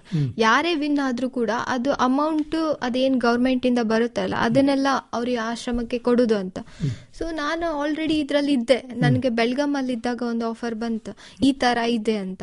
ನನ್ಗೆ ಸ್ವಲ್ಪ ನನ್ನ ಸಂಸ್ಕೃತಿ ಅದೆಲ್ಲ ತುಂಬಾ ಇಂಪಾರ್ಟೆಂಟ್. ನನ್ಗೆ ನನ್ನ ಟ್ರೆಡಿಷನ್, ಕಲ್ಚರ್, ಅದಕ್ಕೆ ನಾನು ಹೇಳಿದ್ದೆ ಆಯ್ತು ಹಾಗಿದ್ರೆ ನಾನು ಹೋಗ್ತೇನೆ. ಅದರಲ್ಲಿ ಸಹ ಫ್ಯಾಷನ್ ಶೋ ಅಂದ್ರೂ ಕೂಡ it was like almost traditional show. ನಮ್ಗೆ ಕಂಪ್ಲೀಟ್ ಟ್ರೆಡಿಷನಲ್ ಆಗಿ ಅಟೈರ್ಸ್ ಇತ್ತು ಸರ್. ಸೊ ನಾನು ಅದಕ್ಕೆ ಹೋದೆ. Then I got crowned as Miss Maharashtra intelligent, ಸೌಂದರ್ಯ ಸಾಮ್ರಾಜ್ಞಿ ಮಿಸ್ ಮಹಾರಾಷ್ಟ್ರ ಇಂಟೆಲಿಜೆಂಟ್ 2020. ಸೊ ಅದು ಬಿಕಾಸ್ ಆಫ್ ನನಗೆ ಮರಾಠಿ ಅಷ್ಟೊಂದು ಮಾತಾಡ್ಲಿಕ್ಕೆ ಬರಲ್ಲ, ತಿಳಿಯುತ್ತೆ ಬಟ್ ಮಾತಾಡ್ಲಿಕ್ಕೆ ಬರಲ್ಲ. ಸೊ ನಾನು ಹೋದ ತಕ್ಷಣ ನಾನು ಫಸ್ಟ್ ಹೇಳಿದ್ದು ಎಲ್ರಿಗೂ ನಮಸ್ಕಾರ ಕನ್ನಡದಲ್ಲಿ ಹೇಳಿದ್ರು. ಅದು ಮಹಾರಾಷ್ಟ್ರದಲ್ಲಿ. ಅದಕ್ಕೆ ಹೋದ ಎಲ್ಲ ವಿಸಲ್ ಹಾಕಿಕ್ಕೆ ಸ್ಟಾರ್ಟ್ ಮಾಡಿದ್ರು. ಅಂತ ಈ ಹುಡುಗಿ ಎಲ್ಲರೂ ಹೇಳ್ತಿದ್ರು ಹಿಂದಿಲಿ, ಈ ಹುಡುಗಿ ಕನ್ನಡದಲ್ಲಿ ಮಾತಾಡ್ತಿದ್ದಾಳೆ. ಇಲ್ಲ, ನಾನು ಕರ್ನಾಟಕದವಳು, ನಾನು ಕನ್ನಡದಲ್ಲೇ ಮಾತಾಡುದು. ಅಲ್ಲಿ ನಮ್ಮದು ಅಂತ ನಮ್ಗೆ ಅಭಿಮಾನ ಇರ್ಬೇಕಲ್ಲ ಸರ್. ಫಸ್ಟ್ ನಾನು ಅಲ್ಲಿ ಹೋಗಿ ಎಲ್ರಿಗೂ ನಮಸ್ಕಾರ ಅಂತಾನೆ ಸ್ಟಾರ್ಟ್ ಮಾಡಿ. ಸರ್ಕಾರ ಕೂಡ ಒಂದು ಘೋಷಣೆ ಮಾಡಿದೆ, ಕನ್ನಡದಲ್ಲಿ ಮಾತಾಡಿ, ಕನ್ನಡದಲ್ಲಿ ವ್ಯವಹಾರ ಮಾಡಿ ಅಂತ. ಈ ತಿಂಗಳಿನಲ್ಲಿ ಬಹಳಷ್ಟು ಸಂಭ್ರಮದ ಕಾರ್ಯಕ್ರಮ. ನಮ್ಗೆ ಫಸ್ಟ್ ನಮ್ಮ ಲ್ಯಾಂಗ್ವೇಜ್ ಮೇಲೆ ಹೆಮ್ಮೆ ಇರ್ಬೇಕು ಸರ್. ನಾನು ಬಳಸ್ತೇನೆ, ನಾನು ಇಂಗ್ಲಿಷ್, ಈಗ ಇಂಟರ್ವ್ಯೂಸ್ ಅಲ್ಲಿ ಸಹ ನಾನು ಇಂಗ್ಲಿಷ್ ಬಳಸಿದೆ. ನಾನು ಹಿಂದಿ ಪದಗಳನ್ನ ಬಳಸಬಹುದು, ಎಲ್ಲರೂ ಬಳಸಬಹುದು. ಆದ್ರೆ ಹೊರಗಡೆ ಹೋದಾಗ ಫಸ್ಟ್ ನಮ್ಮ ಭಾಷೆ ನಮ್ಮದು ಅನ್ನೋದು ಇರ್ಬೇಕು, ಅಭಿಮಾನ ಇರ್ಬೇಕು ಸರ್. ಹಾಗೆ ನೀವು ಪುಣೆಯಲ್ಲಿ ನಡೆದಂತಹ ಸೌಂದರ್ಯ ಸ್ಪರ್ಧೆಯಲ್ಲಿ ಬಹುಮಾನವನ್ನ ಪಡೆದ್ರಿ ಅಲ್ವಾ?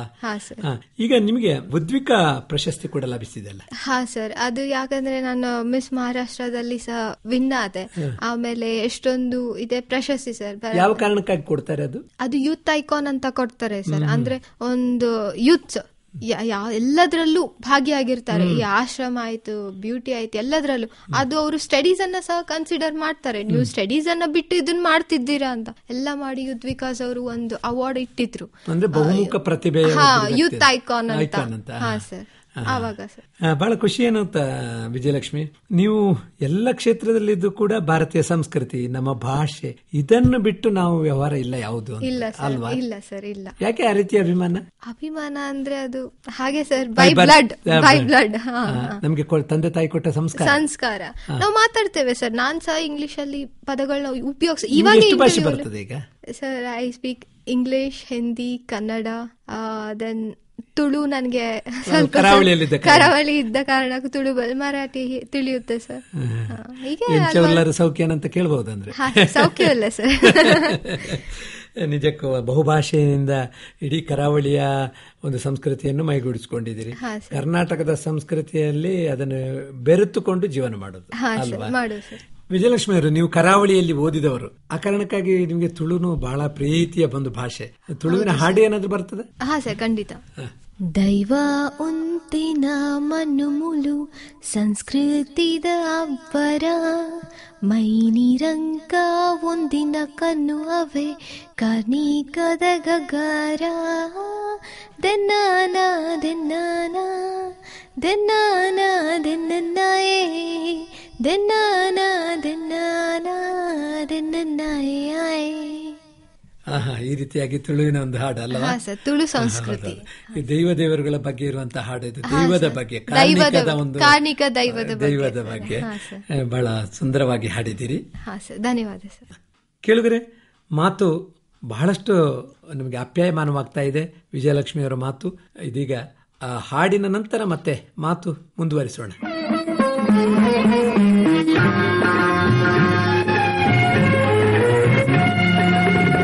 ಜೀವನ ಸಂಜೀವನ ನನ್ನ ಜೀವಕ್ಕೆ ನೀನೇ, ಜೀವನ ಸಂಜೀವನ ಜೀವನ ಸಂಜೀವನ.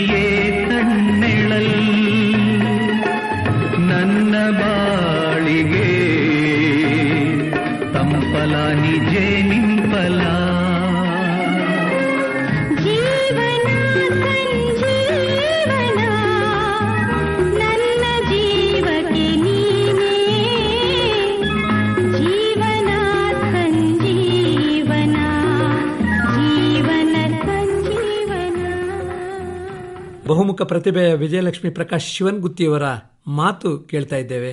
ಈಗ ಈ ನಿಮ್ಮ ಹಾಗೆ ತುಂಬಾ ಯುವಕರು ಇದ್ದಾರೆ, ಬಹುಮುಖ ಕ್ಷೇತ್ರದಲ್ಲಿ ದುಡಿಯೋರು ಇದ್ದಾರೆ, ಅವರಿಗೆ ಏನ್ ಹೇಳ್ತೀರಿ ನೀವು? ಏನಿಲ್ಲ ಸರ್, ಒಂದು ಒಳ್ಳೆ ಹ್ಯೂಮನ್ ಬೀಯಿಂಗ್ ನಾಗರಿಕರ ಆಗೋಣ. ನನ್ನ ಸಮೇತ ಎಲ್ಲರೂ ನಾವು ಸಹ ಇನ್ನ ಕಲೀಲಿಕ್ಕೆ ತುಂಬಾ ಇದೆ. ನಾವು ಸುಮ್ನೆ ಒಂದು ಆರ್ಫನೇಜ್ ಆಯ್ತು ಅದಾಯ್ತು ಇಲ್ಲ ಸರ್, ಇನ್ನ ಮಾಡ್ಲಿಕ್ಕೆ ತುಂಬಾ ಇದೆ. ನಮ್ಗೆ ಎಲ್ಲ ಸೊಸೈಟಿನ ರಿಫಾರ್ಮ್ ಮಾಡ್ಲಿಕ್ಕಿದೆ. ಎಲ್ಲರೂ ಕೈ ಜೋಡಿಸಿ ನಿಮ್ ಕೈಲಾದಷ್ಟು ಸೊಸೈಟಿ ಕೊಡುಗೆ ಕೊಡಿ. ಅಂದ್ರೆ ಒಂದು ರೀತಿ ಸಮಾಜಕ್ಕೆ ಕೊಡುಗೆ ಆಗ್ಬೇಕು ಸರ್. ನಾವು ಸಮಾಜದಿಂದ ನಾವಿದ್ದೇವೆ ಅಂದ್ರೆ ನಾವು ಸಮಾಜಕ್ಕೆ ಏನಾದ್ರೂ ಕೊಡುವ. ಹೌದು, ಸಮಾಜದ ಋಣದಲ್ಲಿ ನಾವು ಬದುಕ್ತಾ ಇದ್ದೇವೆ, ನಾವು ಕಲ್ತಿದ್ದೇವೆ, ಎಲ್ಲ ಸೌಲಭ್ಯ ಪಡಿತೇವೆ, ಮತ್ತೆ ತಿರುಗಿ ಸಮಾಜ ಕೆರೆಯ ನೀರನ್ನು ಕೆರೆಗೆ ಚೆಲ್ಲಿ ಆ ರೀತಿಯಾಗಿ ಅಲ್ವಾ? ಬಹಳ ಒಳ್ಳೆ ಸಂದೇಶ. ಯಾಕಂದ್ರೆ ಯುವಕರು ಈ ರೀತಿಯಾಗಿ ಬೆಳೆದ್ರೆ ಮಾತ್ರ ರಾಷ್ಟ್ರ ಕಟ್ಟಲಿಕ್ಕೆ ಸಾಧ್ಯ. ನಮ್ದು ಯುವ ಭಾರತ, ಇಡೀ ಜಗತ್ತಿನಲ್ಲಿ ಅತ್ಯಂತ ಹೆಚ್ಚು ಯುವಕರು ಎಲ್ಲಿದ್ದಾರೆ ಅಂತ ಹೇಳಿದ್ರೆ ಅದು ಭಾರತದಲ್ಲಿ. ವಿಜಯಲಕ್ಷ್ಮಿ ಹಾಗೆ ಎಲ್ಲ ಯುವಕರು ಚಿಂತನೆ ಮಾಡಿದ್ರೆ ರಾಷ್ಟ್ರದಲ್ಲಿ ಪ್ರಗತಿ ಅಥವಾ ಅಭಿವೃದ್ಧಿ ಬಹಳ ಸುಲಭ ಅಂತ. ನೀವು ನೋಡಿ, IAS ತಂತ್ರಜ್ಞಾನ ಕ್ಷೇತ್ರದಲ್ಲಿ ಬಹಳಷ್ಟು ದೊಡ್ಡ ಪದವಿಯನ್ನು ಪಡೆದ್ರು, ವಿದೇಶದಲ್ಲಿ ಹೋಗಿ ಅಧ್ಯಯನ ಮಾಡಿ ವಿಚಾರ ಸಂಕಿರಣಗಳನ್ನೆಲ್ಲ ಭಾಗವಹಿಸಿದ್ರು. ತಿರುಗ ನನ್ನ ಊರು, ನನ್ನದೇ ಜನ, ನಮ್ಮವರಿಗಾಗಿ ತುಂಬಾ ಕೆಲಸ ಮಾಡಬೇಕು ಅನ್ನುವ ನೆಲೆಯಲ್ಲಿ ನೀವು ಕೆಲಸ ಮಾಡ್ತಾ ಇರೋದು ಬಹಳ ಸಂತೋಷದ ವಿಚಾರಮ್ಮ. ನಿಜಕ್ಕೂ ನಮಗೆ ಅದೊಂದು ತುಂಬಾ ಖುಷಿಯ ನೀಡುವಂತ ವಿಚಾರ. ಈಗ ಈ ರೀತಿಯ ಒಂದು ಕೆಲಸ ಕಾರ್ಯಗಳಿಂದ ಎಲ್ಲರೂ ಕೂಡ ಗುರುತಿಸ್ತಾರೆ. ನೀವು 2019 ಗಣರಾಜ್ಯೋತ್ಸವ ಪರೇಡ್ ನಲ್ಲಿ ಕೂಡ ಭಾಗವಹಿಸಿದ್ರಲ್ವಾ? ಹಾ ಸರ್, ನನ್ನ ಕಾಲೇಜಲ್ಲಿ ಅದು ಲೆವೆಲ್ಸ್ ಇರುತ್ತೆ ಅಲ್ಲ ಸರ್, ಫಸ್ಟ್ ಲೆವೆಲ್, ಸೆಕೆಂಡ್, ಹಾಗೆ ಎಲ್ಲ ಲೆವೆಲ್ ಕ್ಲಿಯರ್ ಮಾಡಿ ನನಗೆ ಡೊಳ್ಳು ಕುಣಿತದಲ್ಲಿ ಆಸಕ್ತಿ ಇತ್ತು. ಹಾ ಸರ್, ನನಗೆ ತುಂಬಾ. ಹಾ ಸರ್, ನಾನು ಈಗ ಕಲ್ತಿದ್ದೇನೆ. ಆಕ್ಚುಲಿ ಇದು RDCಗೋಸ್ಕರನೇ ಕಲ್ತಿರೋದು. ನಾನ್ ನೋಡ್ತಿದ್ದೆ ಸ್ಟಾರ್ಟಿಂಗ್ ಎಲ್ಲ ಆಳ್ವಾಸ್ಗೆ ಹೋದ್ಮೇಲೆ ಕಲ್ತಿದ್ದು ಸರ್ ನಾನು ಡೊಳ್ಳು. ಅಲ್ಲಿ ಡೊಳ್ಳು ಕುಣಿತ, ಚಂಡೆ ಅದೆಲ್ಲ ತುಂಬಾ ಜೋರು. ಅದಕ್ಕೆ ನನ್ಗೆ ಚಂಡೆ ಕಲೀಲಿಕ್ಕೆ ಆಗ್ಲಿಲ್ಲ, ಬಟ್ ಡೊಳ್ಳು ನೋಡ್ತಿದ್ದೆ. ನಾನು 2-3 ಬೀಟ್ ಕಲಿತು ಅದನ್ನೇ ಬಾರಿಸ್ತಿದ್ದೆ. ಹೌದು, ಡೊಳ್ಳುವನ್ನ ಮಹಿಳೆಯರು ಕೂಡ ಬಾರಿಸುವಂತ ಒಂದು ತಂಡಗಳು ಕರ್ನಾಟಕದಲ್ಲಿ ಇದೆ ಸರ್. ಅದರಲ್ಲಿ ನಮ್ಮ ಕಾಲೇಜ್ ಅವರು ಸ್ಟೇಟ್ ಲೆವೆಲ್ ಎಲ್ಲ ಪ್ರೈಸ್ ತೆಗೆದಿರೋದು ಡೊಳ್ಳು ಅಲ್ಲಿ. ಸೊ ಅದಕ್ಕೆ ನನ್ಗೆ ಸಹ ಆಸಕ್ತಿ ಕಲಿಬೇಕಂತ. ಅಲ್ಲಿ RDC ಹೋಗ್ಬೇಕಂದ್ರೆ ಕಲ್ಚರಲ್ ಅಲ್ಲಿ ಸಹ ಇರ್ಬೇಕು ಸರ್. ನಾನ್ ನನ್ನ ಸ್ವಂತ ಸಾಂಗ್ ಹಾಡಿ ಮತ್ತೆ ಬಾರಿಸಿ ನೃತ್ಯ ಮಾಡೋದು. ಈಗ ಗಣರಾಜ್ಯೋತ್ಸವ ಪರೇಡ್ ನಲ್ಲಿ ಹೇಗೆ, ಯಾವ ರೀತಿಯಲ್ಲಿ ಭಾಗವಹಿಸಿದ್ರಿ ನೀವು? ಸರ್ ನಮ್ದು ಪರೇಡ್ ಇತ್ತು ಸರ್, ಮಾರ್ಚ್ ಫಾಸ್ಟ್ ಇತ್ತು. ಸೊ ಅದಕ್ಕೆ ನಾನು ಫಸ್ಟ್ ಲೆವೆಲ್, ಸೆಕೆಂಡ್ ಲೆವೆಲ್ ಅಂತ ಕ್ಲಿಯರ್ ಮಾಡ್ಕೊಂಡು ಹೋಗಿದ್ದು ಸರ್. ಕಾಲೇಜ್ ಲೆವೆಲ್, ಆಮೇಲೆ ಡಿಸ್ಟಿಕ್ ಲೆವೆಲ್, ಮತ್ತೆ ಅದು ಮೇನ್ VTU ಬೆಳಗಂಗೆ ಹೋಗಿ 4 ರೌಂಡ್ ಕೊಟ್ಟು ಮಾಡುದು. ಆಮೇಲೆ ಸೌತ್ ಝೋನಿಗೆ ಹೋಗಿದ್ವಿ ಸರ್. South zone entire Tamil Nadu, Andhra Pradesh, Kerala, Karnataka ಎಲ್ಲ ಪಾಂಡಿಚೇರಿಯಿಂದ ಸಹ ಬಂದಿದ್ರು, ಪಾರ್ಟಿಸಿಪೇಟ್ ಮಾಡಿದ್ರು. ಅದ್ರಲ್ಲಿ ನಾವು ಸೆಲೆಕ್ಟ್ ಆಗ್ಲಿಕ್ಕಿತ್ತು. Tough competition sir. ಭಾಗವಹಿಸಿದಾಗ ನಿಮ್ಗೆ ಏನ್ ಅನಿಸ್ತು? ಒಂದು ಒಳ್ಳೆ ಎಕ್ಸ್ಪೀರಿಯನ್ಸ್ ಸರ್. ಅದು ತೋರಿಸುತ್ತೆ ಇದು ನಿಜವಾದ ಲೈಫ್ ಅಂತ. ನಾವು ಇಷ್ಟಕ್ಕೆ ಹೀಗಂತೀವಿ ಸರ್, ಈಗೆಲ್ಲ ಆರ್ಮಿ ಟ್ರೈನಿಂಗ್ ಅದೆಲ್ಲ ಹೋದ್ರೆ ತುಂಬಾ ಕಷ್ಟ. ನಾವು ಬರೀ ಪರೇಡ್ ಅಲ್ಲಿ ಪಾರ್ಟಿಸಿಪೇಟ್ ಮಾಡ್ಬೇಕಂದ್ರೆ ನಮ್ಗೆ ಸಾಕಪ್ಪ ಅಂತಿದ್ವಿ. ಈ ಸರ್ ಇವತ್ತಿಗೆ ಸಾಕು ಸರ್ ಪ್ಲೀಸ್, ಅವ್ರು ಏನಾದ್ರೂ ಬಿಡ್ತಿರ್ಲಿಲ್ಲ, ಬಟ್ ನಾವು ರಿಕ್ವೆಸ್ಟ್ ಮಾಡ್ಲಿಕ್ಕಿತ್ತು. ಅಂದ್ರೆ ಒಂದು ತರಬೇತಿ ಅಥವಾ ಒಂದು ಟ್ರೈನಿಂಗ್ ಆ ರೀತಿ ಕೊಡ್ತಿದ್ರು. Very strict training, no influence, nothing, very strict training. ಓಹೋ, ಆ ರೀತಿ ಮಾಡ್ಕೊಂಡು ಇದು ಮಾಡಿದ್ರು. ಈಗ ಕೋವಿಡ್ ಸಂದರ್ಭದಲ್ಲಿ ನಿಮ್ಮ ಏನಾದ್ರು ಕೆಲಸ ಕಾರ್ಯ ಮಾಡಿದ್ರ? ಯುವಕರು ಹೆಚ್ಚೆಚ್ಚು ಭಾಗವಹಿಸಿ ಸಮಾಜ ಸೇವೆ ಮಾಡಬೇಕು ಅಂತ ನೀವೇನಾದ್ರು ಭಾಗವಹಿಸಿದ್ರಿ? ಹಾ ಸರ್, ಕೋವಿಡ್ ಅಲ್ಲಿ ನಾನು ಗದಗಲ್ಲೇ ಇದ್ದೆ. ಸೊ ನಾನು ಮಂಜು ಶಿಕ್ಷಣ ಸಂಸ್ಥೆ, ಅದು ಸಹ ಡೆಫ್ ಸ್ಕೂಲ್, ಅಲ್ಲಿ ಹೋಗಿ ನನ್ನ ಕೈಲಾದಷ್ಟು ನಾವು ಸಹಾಯ ಮಾಡ್ತಿದ್ವಿ. ಅದು ನನ್ನ ತಾಯಿ ಹೆಸರಲ್ಲಿ ಟ್ರಸ್ಟ್ ಇತ್ತಲ್ಲ ಸರ್, ಅಡಿಗೆ ಎಲ್ಲ ತಗೊಂಡೋಗಿ ಕೊಡೋದಾಯ್ತು, ಮಾಡೋದಾಯ್ತು. ಸೊ ಇದರಲ್ಲಿ ಸ್ವಲ್ಪ ಬಿಸಿ ಇದೆ ಸರ್ ಕೋವಿಡ್ ಟೈಮ್. ಕೋವಿಡ್ ಸಂದರ್ಭದಲ್ಲಿ ಕೂಡ ಒಬ್ಬ ಯುವ ಶಕ್ತಿಯಾಗಿ ನೀವು ಕೆಲಸ ಮಾಡಿದ್ದೀರಿ. ಎಷ್ಟಾಗುತ್ತೆ ಅಷ್ಟು ಮಾಡಿದ್ದೆ ಸರ್. ವಿಜಯಲಕ್ಷ್ಮಿ, ನಿಮ್ಮ ಪ್ರಾಥಮಿಕ ಶಿಕ್ಷಣ ಎಲ್ಲಿ ಆಯ್ತು? ಸರ್ ನಾನು ಕಲ್ತಿರೋದೆಲ್ಲ ಗದಗಲ್ಲೇ ಸರ್. ಲೋಯಲಾ ಕಾನ್ವೆಂಟ್ ಅಲ್ಲಿ 5th ವರೆಗೂ ಕಲ್ತೆ. It is a missionary school. ಅಲ್ಲಿ ಸ್ವಲ್ಪ ಸ್ಟ್ರಿಕ್ಟ್, ಜಾಸ್ತಿ ಸ್ಟ್ರಿಕ್ಟ್. ನೀವು ಈ ಲ್ಯಾಂಗ್ವೇಜ್ ಅಲ್ಲೇ ಮಾತಾಡ್ಬೇಕು. ನೀವು ಇಂಗ್ಲಿಷ್ ಬಿಟ್ಟು ಬಳಸಿದ್ರೆ, ನಿಮ್ ಬೇರೆ ಲ್ಯಾಂಗ್ವೇಜ್ ಬಳಸಿದ್ರೆ ನಿಮ್ಗೆ ಫೈನ್ ಅದೆಲ್ಲ. ಅದಕ್ಕೋಸ್ಕರ ಸ್ವಲ್ಪ English strong sir convent schools ಅಲ್ಲಿ. ಅದು ಮಾಡಿದೆ. ಆಮೇಲೆ 5th ಆದ್ಮೇಲೆ ಕರ್ನಾಟಕ ಲಿಂಗಾಯತ್ ಎಜುಕೇಶನಲ್ ಸೊಸೈಟಿ, ಸೊಸೈಟಿಗೆ ಹೋದೆ.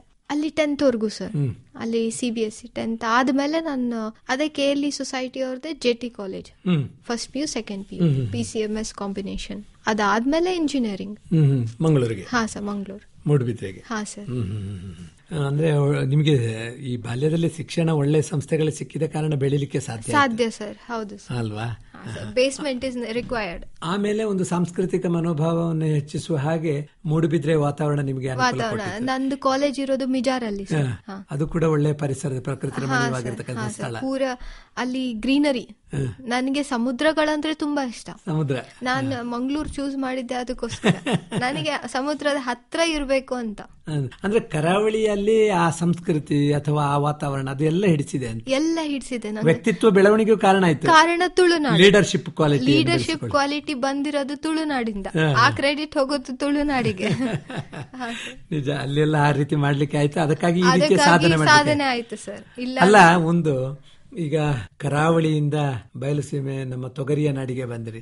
ಈಗ ಹೇಗೆ ಅನಿಸ್ತಾ ಇದೆ? ಇಲ್ಲಿ ಏನಾದ್ರೂ ಅಂತ ಕೆಲಸಗಳನ್ನು ಮಾಡ್ಲಿಕ್ಕೆ ಇನ್ನು ಇಲ್ಲಿ ಸಹ ಅವಕಾಶ ಇದೆ ಸರ್. ಸ್ವಲ್ಪ ಟೈಮ್ ಹೋದ್ಮೇಲೆ ನನ್ಗೆ ಸಹ ತಿಳಿಯುತ್ತೆ ಯಾವ್ದ್ರಲ್ಲಿ ನಾನು ಮೂಡಿ ಬರ್ಬೋದು ಅಂತ. ಖಂಡಿತ ಮಾಡ್ತೇನೆ ಸರ್. ಈಗ ಪ್ರಸ್ತುತ ಏನ್ ಮಾಡ್ತಾ ಇದ್ದೀರಿ ಇಲ್ಲಿ? ನಾನು ಏನಿಲ್ಲ ಸರ್, ನಂದು ಹಸ್ಬೆಂಡ್ ಒಟ್ಟಿಗೆ ಬಿಸ್ನೆಸ್ ಅಲ್ಲಿ ಇನ್ವಾಲ್ವ್ಮೆಂಟ್ ಇದ್ದೇನೆ. ಆಮೇಲೆ ಅವರು NPS ಸಂಸ್ಥೆ ಇದೆ, ನ್ಯಾಷನಲ್ ಪಬ್ಲಿಕ್ ಸ್ಕೂಲ್.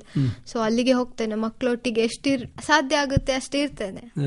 ಒಂದು ರೀತಿ ಒಳ್ಳೆ ವಾತಾವರಣದಲ್ಲಿ ಬೆಳೀತಾ ಇದ್ದೀರಿ. ಒಟ್ಟಿಗೆ ನಿಮ್ಮಲ್ಲಿ ಈ ಸಾಂಸ್ಕೃತಿಕ ಆಸಕ್ತಿಗಳನ್ನೆಲ್ಲ ಮುಂದುವರಿಸಲಿಕ್ಕೆ ಸಾಧ್ಯ ಆಗ್ತಾ ಇದೆನಾ? ಆಗುತ್ತೆ ಸರ್, ತುಂಬಾ ಪ್ರೋತ್ಸಾಹ ಎಲ್ಲ ಕೊಡ್ತಾರೆ. ಬಟ್ ನಾನೇ ಸದ್ಯಕ್ಕೆ ಸ್ವಲ್ಪ ತಟಸ್ಥಳಾಗಿದ್ದೆ. ನೋಡುವ ಮುಂದಿನದಲ್ಲಿ ನೋಡಬಹುದು ಅಂತ. ಮುಂದೆ ಏನೆಲ್ಲ ಮಾಡ್ಬೇಕಂತ ನಿಮ್ಗೆ ಕನಸು ಕಟ್ಟಿದ್ದೀರಿ ವಿಜಯಲಕ್ಷ್ಮಿ? ಮುಂದೆ ಸಹ ಇದೇ ನಾನು ಮುಂದುವರ್ಸ್ಕೊಂಡು ಹೋಗ್ಬೇಕು ಸರ್. ಮಾಡ್ಲಿಕ್ಕೆ ತುಂಬಾ ಇದೆ. ದಿನಕ್ಕೆ ದಿನ ಒಂದು ಹೊಸದು ಕಲಿತಿದ್ದೇನೆ. ಇಲ್ಲಿ ಸಹ ತುಂಬಾ ಸಂಸ್ಕೃತಿ, ಕಲ್ಚರ್, ಕಲಬುರ್ಗಿ ನಾವು ತಿಳ್ಕೊಂಡು ಹೋದಷ್ಟೆಲ್ಲ ಆಳವಾಗಿ ತುಂಬಾ ಇದೆ. ಇನ್ನ ಕಲಿಬೇಕು, ಮಾಡ್ಬೇಕು. ಆಮೇಲೆ ಇಲ್ಲಿ ಏನು ನಾನು ಮಾಡ್ಲಿಕ್ಕೆ ಸಾಧ್ಯ ಅಂತ ಆವಾಗ ನನ್ಗೆ ಯೋಚನೆ ಬರೋದು. ನಿಮ್ಮ ಬಾಲ್ಯದಲ್ಲಿ ನೀವು ಏನು ಬಹಳ ಈ ಹಾಡೋದು ಅಥವಾ ಭಾಷಣ ಸ್ಪರ್ಧೆ, ನಾಟಕ ಇದರಲ್ಲೆಲ್ಲ ಭಾಗವಹಿಸ್ತಾ ಇದ್ರೆ? ಹಾ ಸರ್, ನಾನು ಭಾಷಣದಲ್ಲಿ ತುಂಬಾ ಭಾಗವಹಿಸ್ತಿದ್ದೆ. ಅಮ್ಮನಿಗೆ ಖುಷಿ ಸ್ಪೀಚ್ ಬರೆದು ಕೊಡ್ಲಿಕ್ಕೆ. ಅವ್ರು ಕೊಟ್ಟಿರೋ ಸ್ಪೀಚ್ ನಾನು ನೈಟ್ ಎಲ್ಲ ಫುಲ್ ಬೈ ಹಾರ್ಟ್ ಮಾಡ್ಸೋದು ನನ್ನಮ್ಮ. ಅವರಿಂದನೇ ನಾನು ಇಷ್ಟೊಂದು ಲ್ಯಾಂಗ್ವೇಜ್ ಮಾತಾಡೋದು. ನನ್ನ ಅಮ್ಮ ಅವರು ನನ್ಗೆ ಪೂರ ರಾತ್ರಿ ಎಲ್ಲ ಕಲ್ಸೋದು. ನೀನ್ ಇದನ್ನ ಕಲಿಬೇಕಂದ್ರೆ ಕಲಿಬೇಕು ಅಷ್ಟೇ. ನಾನ್ ಕಲ್ತೆ. ಆಮೇಲೆ ಅವ್ರು ಸ್ಟೇಜ್ ಮೇಲೆ ನಾನಲ್ಲಿ ಸ್ಪೀಚ್ ಮಾಡ್ತಿದ್ರೆ ನನ್ನಮ್ಮ ಇಲ್ಲಿ ಕೆಳಗಡೆ ಕೂತ್ಕೊಂಡು ಹೇಳೋದು ಸ್ಪೀಚ್ ಅನ್ನ. ಅಂದ್ರೆ ಅವರಿಗೆ ಅಷ್ಟು ಬಾಯ್ ಹಟ್ ಆಗಿರ್ತಿತ್ತು ನಾನು ಕಲ್ಸ್ಲಿಕ್ಕೆ ಹೋಗಿ. ಆ ರೀತಿ ಮಾಡ್ತಿದ್ದೆ. ನಾಟಕದಲ್ಲಿ ಭಾಗವಹಿಸಿದ್ರ? ಇಲ್ಲ ಸರ್, ನನ್ಗೆ ನಾಟಕದಲ್ಲಿ ಆಸಕ್ತಿ ಇರ್ಲಿಲ್ಲ. ಬರೀ ಡಾನ್ಸ್, ಸಿಂಗಿಂಗ್, ಸ್ಪೀಚ್ ಆತರ. ನಿಮ್ಮ ಇದರಲ್ಲಿ ಇಷ್ಟೆಲ್ಲ ಒಂದು ಬೆಳೆಯಲಿಕ್ಕೆ, ಒಂದು ವ್ಯಕ್ತಿತ್ವ ವಿಕಸನಕ್ಕೆ ನಿಮ್ಗೆ ಪ್ರೇರಣೆಯಾದ ಅಧ್ಯಾಪಕರು, ಗುರುಗಳು ಯಾರು? ಸೊ ಗುರುಗಳಂದ್ರೆ ನನ್ನ ಅಮ್ಮ ಸರ್. ಅಮ್ಮನಿಂದಲೇ? ಅಮ್ಮನಿಂದಲೇ. ಆಮೇಲೆ ಶಾಲೆಯಲ್ಲಿ ಎಲ್ಲ ಶಿಕ್ಷಕರು ಹಾ ಸರ್, ಎಲ್ಲ ಹಲವಾರು ಜನ ಬರ್ತಿದ್ರು. ಅವ್ರನ್ನ ನೋಡಿ ಹೌದಲ್ಲ ಇವ್ರ ತರ ಆಗ್ಬೇಕಲ್ಲ, ಮಾಡ್ಬೇಕಲ್ಲ. ಈಗ ಸಹ ನನ್ನ ದಿನನಿತ್ಯ ಕಾರ್ಯದಲ್ಲಿ ಸ್ವಲ್ಪ ಜನಕ್ಕೆ ನೋಡ್ತೇನೆ, ಹೌದಲ್ಲ ಇವ್ರು ಎಷ್ಟೊಂದು ಮುಂದುವರೆದಿದ್ದಾರಲ್ಲ, ಒಂದು ಹೆಣ್ಮಗಳಾಗಿ ಇದೆಲ್ಲ ಮಾಡ್ಬೋದಾ ಅನ್ಸುತ್ತೆ ಸರ್. ಒಂದು ಗೃಹಿಣಿಯಿಂದನೂ ಕಲೀಲಿಕ್ಕೆ ತುಂಬಾ ಇರುತ್ತೆ ಸರ್. ಆದ್ರೆ ಹೆಣ್ಣು ಗಂಡು ಅಂತ ಭೇದ ಮಾಡಬಾರ್ದು, ಸವಾಲನ್ನು ಸ್ವೀಕರಿಸಿ ನಾವು ಮುನ್ನುಗ್ಬೇಕು ಅಷ್ಟೇ ಸರ್. ಯಾವ್ದೇ ಇರ್ಲಿ sir, nothing is impossible. Life is like a game, race it. ನಾನು ಆವಾಗ ಒಂದು 10th ಅಲ್ಲಿ ಇದ್ದಾಗ ಒಂದು ಥಾಟ್ ಬರ್ದೆ ಸ್ವಂತ, life is like a game, race it ಅಂತ. ನನಗೆ ಗೇಮ್ ಗಳಲ್ಲಿ ಆಸಕ್ತಿ ಇರ್ಲಿಲ್ಲ, ನನಗೆ ಆಡ್ಲಿಕ್ಕೆ ಬರ್ತಿರ್ಲಿಲ್ಲ ವಿಡಿಯೋ ಗೇಮ್ ಅದೆಲ್ಲ. ಸೊ ನಾನು ಕೂತ್ಕೊಂಡಾಗ life is like a game, race it. ನೀವು ವಿಡಿಯೋ ಗೇಮ್ ಅಲ್ಲಿ ಆಡಿ, ನಾನು ಲೈಫ್ ಅಲ್ಲಿ ಆಟ ಆಡ್ತೇನೆ ಅಂತ. ಹೌದೌದು, ಅದು ಸಕ್ಸಸ್ ಆಗ್ಬೇಕಾದ್ರೆ ಆ ರೀತಿಯ ಸವಾಲುಗಳನ್ನು ಇರ್ಬೇಕು ಸರ್, ಇರ್ಬೇಕು ಸರ್. ನಿಮ್ಗೆ ಈಗ ಅನಿಸ್ತದ ನಾನು ಆ ರೇಸ್ ಅನ್ನ ಗೆದ್ದಿದ್ದೇನೆ ಅಂತ? ಇಲ್ಲ ಸರ್, ಇನ್ನ ತುಂಬಾ ಇದೆ ಸರ್, ಓಡ್ಲಿಕ್ಕೆ ತುಂಬಾ ಇದೆ. ಮೈದಾನ ಇದೆ, ಓಡ್ಲಿಕ್ಕೆ ಅವಕಾಶ ಇದೆ ಸರ್, ಇದೆ ಅವಕಾಶ ನಾವು ತಂದ್ಕೊಳ್ಬೇಕು. ಅಲ್ಲ, ನೀವು ಫುಟ್ಬಾಲ್ ಪ್ಲೇಯರ್ ಅಂತ ಅಲ್ವಾ? ಹಾ ಸರ್, ನಾನು ಫುಟ್ಬಾಲ್ ಅಲ್ಲಿ ನಾನು ಎಂಜಿನಿಯರಿಂಗ್ ಫಸ್ಟ್ ಇಯರ್ ಇದ್ದಾಗ ನನ್ಗೆ ಆಸಕ್ತಿ ಇತ್ತು, ನಾನು ಫುಟ್ಬಾಲ್ ಕಲೀಲಿಕ್ಕಿದೆ ಅಂತ. ಆದ್ರೆ ಅಲ್ಲಿ ಗರ್ಲ್ಸ್ ಟೀಮ್ ಇರ್ಲಿಲ್ಲ. ಆಮೇಲೆ ನನ್ಗೆ ವಿವೇಕ್ ಆಳ್ವಾ ಸರ್ಗೆ ಹೇಳ್ದೆ, ಸರ್ ನನಗೆ ಫುಟ್ಬಾಲ್ ಕಲೀಲಿಕ್ಕಿದೆ, ವಾಟ್ ಐ ಶುಡ್ ಡೂ? ಅವ್ರು ಹೇಳಿದ್ರು, ಹೋಗು ಬಾಯ್ಸ್ ಟೀಮ್ ಅಲ್ಲಿ ಆಟ ಆಡು. ನಾನಂದೆ, ಸರ್ ಅವ್ರು ನನ್ ಸೇರ್ಸ್ಕೊಂತಾರ? ಅವ್ರು ಹೇಳಿದ್ರು, ಯಾಕೆ ಸೇರ್ಸ್ಕೊಳ್ಳಲ್ಲ, ಇಲ್ಲಿ ಬಾಯ್ ಗರ್ಲ್ ಅಂತ ಇರೋದಿಲ್ಲ, ಯಾರು ಆಟ ಆಡ್ಲಿಕ್ಕೆ ಆಸಕ್ತಿ ಇದೆ ಅವ್ರು ಆಟ ಆಡ್ಲಿಕ್ಕಿದೆ, ಹೋಗು ನಾನು ಹೇಳ್ತೇನೆ ಅಂತ. ಅವರಿಂದ ನಾನು ಸ್ವಲ್ಪ ಫುಟ್ಬಾಲ್ ಅಲ್ಲಿ ಏನೋ ಚೂರ್ ಅಂತ ಕಲ್ತೆ. ಅಂದ್ರೆ ಫುಟ್ಬಾಲ್ ನಲ್ಲಿ ಕೂಡ ಪರಿಣತಿಯನ್ನು ಪಡೆದ್ರೆ ಅಲ್ವಾ?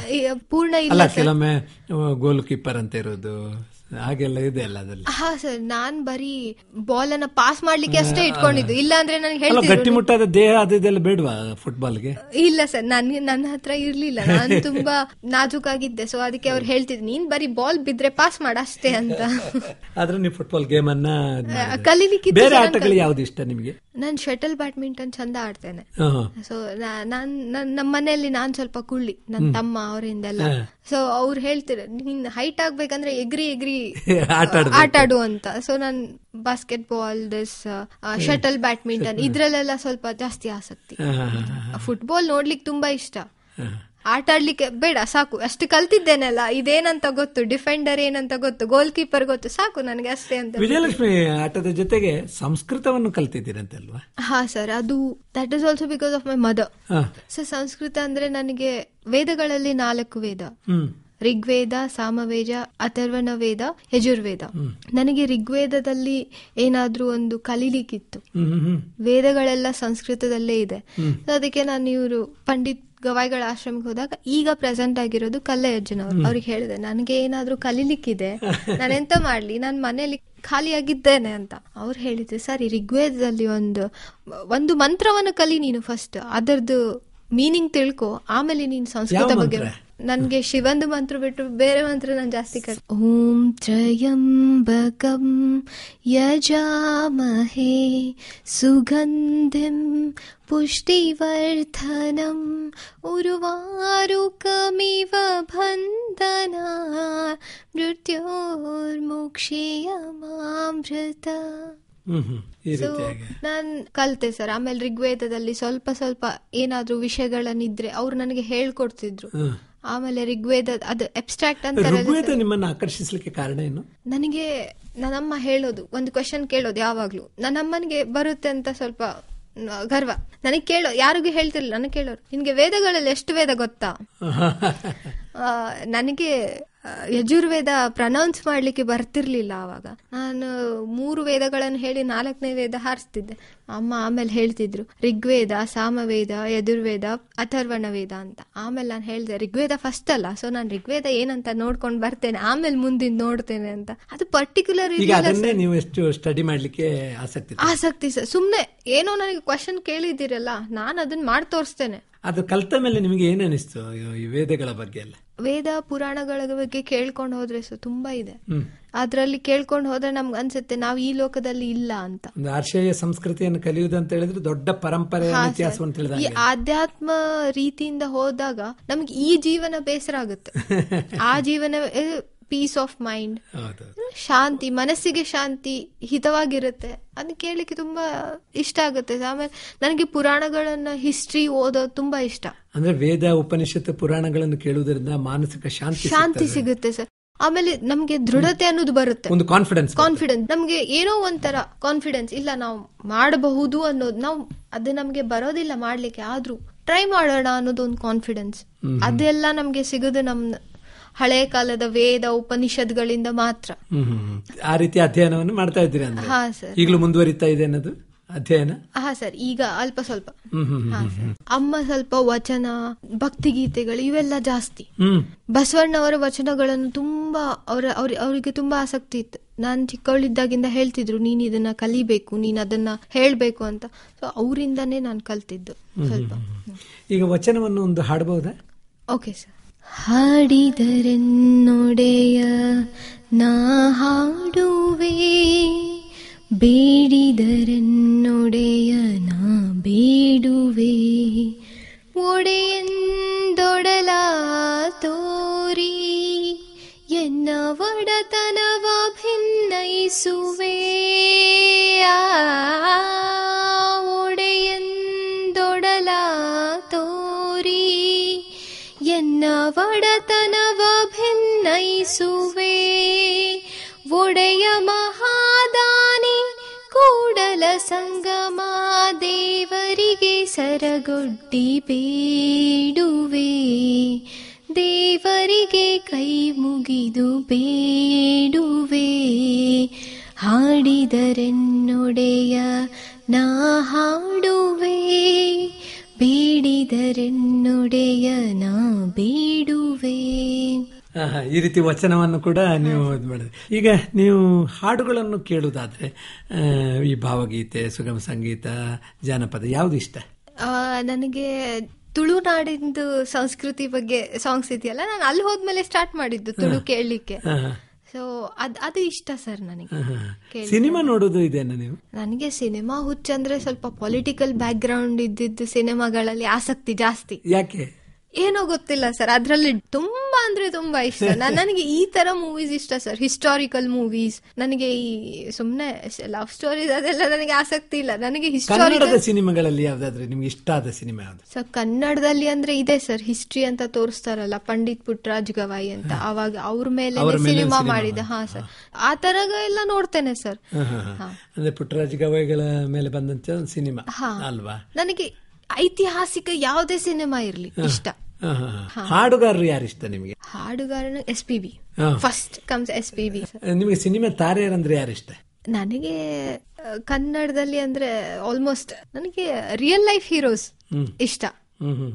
ನನ್ಗೆ ಈ ಇಂದಿರಾ ನೋಯಿ, ಪೆಪ್ಸಿಕೋ CEO, ಈ ತರದ ನಾನು ಇಂಟರ್ವ್ಯೂಸ್ ಜಾಸ್ತಿ ನೋಡ್ತೇನೆ. ಸಿನಿಮಾಕಿನ ಜಾಸ್ತಿ ಈ ತರ ಹೆಣ್ಮಕ್ಳು ಇಷ್ಟ, ಸಾಧಕ ಮಹಿಳೆಯರು ಇಷ್ಟ sir. Specially women, I keep watching them to build up my attitude. Sudha Murthy ಅವರು ಕೂಡ, ಅವ್ರದ್ದು ಸಹ ತುಂಬಾ ಇಂಟರ್ವ್ಯೂ ಅಲ್ಲಿ ನೋಡಿದ್ರೆ, ಅವ್ರು ನಮ್ ಕರ್ನಾಟಕದವರು, ಕನ್ನಡಿಗರು, ಇಲ್ಲೇ ನಮ್ ಪಕ್ಕದಲ್ಲೇ ಗದಗ ಪಕ್ಕ ಹುಬ್ಳಿದವರು, ಅವ್ರದ್ದು ನೋಡ್ತಿರ್ತೇನೆ. ಈ ತರ ನನಗೆ ಇಷ್ಟ ಸರ್. ಅವರನ್ನೆಲ್ಲ ಪ್ರೇರಣೆ ಸರ್. ನನ್ ಜಾಸ್ತಿ ಸಿನಿಮಾಗಳಲ್ಲೆಲ್ಲ ಅಷ್ಟು ಆಸಕ್ತಿ ಇಲ್ಲ. ನೀವು ಒಳ್ಳೆ ಕುಕ್ ಅಂತ ಅಂದ್ರಲ್ಲ, ಏನೇನ್ ಮಾಡ್ತೀರಿ? ನನ್ಗೆ ಫಸ್ಟ್ ಕಲ್ತಿರೋದ್ ನಾನಂದ್ರೆ ಅಮ್ಮನಿಂದಾನೆ. ಸೊ ಅಮ್ಮ prepares very good north Indian. North Indian perfect ಅಂದ್ರೆ ಯಾವ್ದು ಕೊಟ್ಟರು ಸಹ ಮಾಡ್ತೇವೆ ಸರ್. ಹಾ sir. So south Indian, north Indian. SP Balasubrahmanyam ಅಂದ್ರೆ ವಿಜಯಲಕ್ಷ್ಮಿ ಅವರಿಗೆ ಬಹಳ ಇಷ್ಟದ ಗಾಯಕ. ಅದಕ್ಕಾಗಿ SP ಬಾಲಸುಬ್ರಹ್ಮಣ್ಯಂ ಅವರು ಹಾಡಿದ ಒಂದು ಹಾಡನ್ನ ಈಗ ಅವರ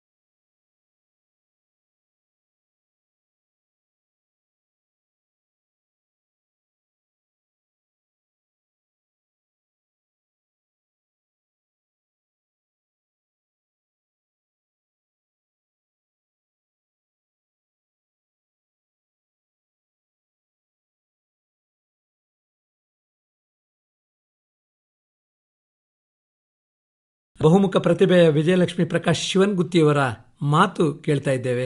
ತುಂಬಾ ಒಳ್ಳೆಯ ಮಾತುಗಳನ್ನು ಅವರು ಹಂಚಿಕೊಳ್ತಾ ಇದ್ದಾರೆ. ಈಗ ಬಹುಮುಖ ಆಯಾಮಗಳಲ್ಲಿ ಬೆಳೆದಿದ್ದೀರಿ, ಸಾಂಸ್ಕೃತಿಕ ಲೋಕ ಅಥವಾ ಸಂಗೀತ ಲೋಕ ಈ ರೀತಿಯೆಲ್ಲ ಬೆಳೆದಿದೆ. ಚಿತ್ರಕಲೆಯಲ್ಲಿ ಏನಾದ್ರೂ ಆಸಕ್ತಿ ಇದೆನಾ ನಿಮಗೆ? ಹಾ ಸರ್, ಅದು ಸಹ ಕಲ್ತಿದ್ದ ಅಮ್ಮನಿಂದನೇ. ಏನ್ ಮಾಡ್ತಾರೆ? ಅವರು ಪೇಂಟಿಂಗ್ ಮಾಡ್ತಾರೆ, ಅವರೆಲ್ಲ ಆಯಿಲ್ ಪೇಂಟಿಂಗ್, ವಾಲ್ ಪೇಂಟಿಂಗ್ ಅಮ್ಮ ತುಂಬಾ ಮಾಡೋದು. ನಾನೇನ್ ಮಾಡ್ತಿರ್ಲಿಲ್ಲ ಚಿಕ್ಕವಳಿದ್ದಾಗ, ಸುಮ್ನೆ ನೋಡಿ ಒಂದು ಬ್ರಷ್ ಹಿಡ್ದು ಅಮ್ಮನಿಂದ ಅಳಾಡ್ಸ್ಕೊಂಡು ಹೋಗೋದು. ಆಮೇಲೆ ಈಗ ನನ್ಗೆ ಆಸಕ್ತಿ ಇದೆ ಸ್ವಲ್ಪ ಪೇಂಟಿಂಗ್ ಅಲ್ಲಿ. ಈಗ ಮತ್ತೆ ನಾನೊಂದು ಅನ್ಕೊಂಡಿದ್ದೇನೆ, ದೀಪಾವಳಿಗೆ ಪೇಂಟ್ ಮಾಡಿ ಎಷ್ಟಾಗುತ್ತೋ ಅಷ್ಟು ರಿಟರ್ನ್ ಗಿಫ್ಟ್ ಆಗಿ ಕೊಡುವ ಪೂಜೆ ಟೈಮಲ್ಲಿ ಅಂತ, ಈ ತರ ಅದರಲ್ಲಿ ಕೂಡ ಆಸಕ್ತಿಯನ್ನು ಇದೆ ಸರ್.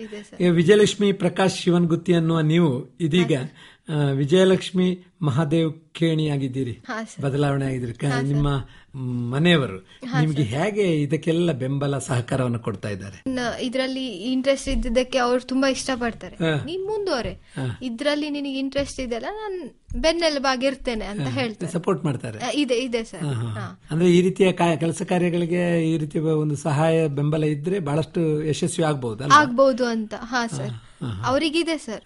ಮನೆ ಅಷ್ಟೇ ಅಲ್ಲ, ಸಮಾಜದಲ್ಲಿ ನೀನ್ ಮಿಂಗಲ್ ಆಗ್ಬೇಕು, ಎಲ್ಲದ್ರಲ್ಲೂ ಇರ್ಬೇಕು. ಅವ್ರು ಸಹ ರೋಟರಿ ಪಾಸ್ಟ್ ಪ್ರೆಸಿಡೆಂಟ್. ಸೊ ಅವರಿಗೆ ಏನೋ ಒಂದು ಆಸಕ್ತಿ, ಸಮಾಜ ಸೇವೆ ಆಯ್ತು, ಆಮೇಲೆ ಈ ತರ ಸ್ಕೀಮ್ಸ್ ಎಲ್ಲ ಇದ್ರೆ ಹೆಲ್ಪ್ ಮಾಡ್ತಾರೆ. ಅವರಿಗಿದೆ ಸರ್, ನಾನ್ ಮುಂದುವರಿಬೇಕು ಅಂತ. ನಿಮ್ಮ ಆಸಕ್ತಿಯ ಒಂದು ಕ್ಷೇತ್ರಕ್ಕೆ ಪೂರಕ ಆಗುವಂತ ಮನೆಯವರೇ ಸಿಕ್ಕಿದ್ದಾರೆ ಸರ್. ಭಾರಿ ಒಳ್ಳೇದು. ಈಗ ಮಹಿಳೆಯರು ಯಾವುದೇ ಹಿಂದುಳಿದಿದ್ದಾರೆ, ಅವರು ಮುಂದೆ ಬರಲ್ಲ ಅಂತ ಒಂದು ಮಾತಿದೆ. ಆದ್ರೆ ಇತ್ತೀಚಿನ ದಿನಗಳಲ್ಲಿ ತುಂಬಾ ಸ್ಕೋಪ್, ಅವಕಾಶಗಳು ಕೂಡ ಜಾಸ್ತಿ ಆಗ್ತಾ ಇದೆ. ಇಲ್ಲ ಸರ್, ಒಂದು ಹೇಳ್ಬೇಕಂದ್ರೆ, ನೀವು ಫಲಿತಾಂಶ ಬರುತ್ತಲ್ಲ SSLC PUC, ಹೆಣ್ಣು ಮಕ್ಕಳ ಮೇಲುಗೈ, ಈ ಸೆಂಟೆನ್ಸ್ ಎಲ್ಲವನ್ನು ಕವರ್ ಮಾಡುತ್ತೆ ಸರ್. ಎಲ್ಲದ್ರಲ್ಲೂ ನೋಡು ಹೆಣ್ಣು ಮಕ್ಕಳ ಮೇಲುಗೈ.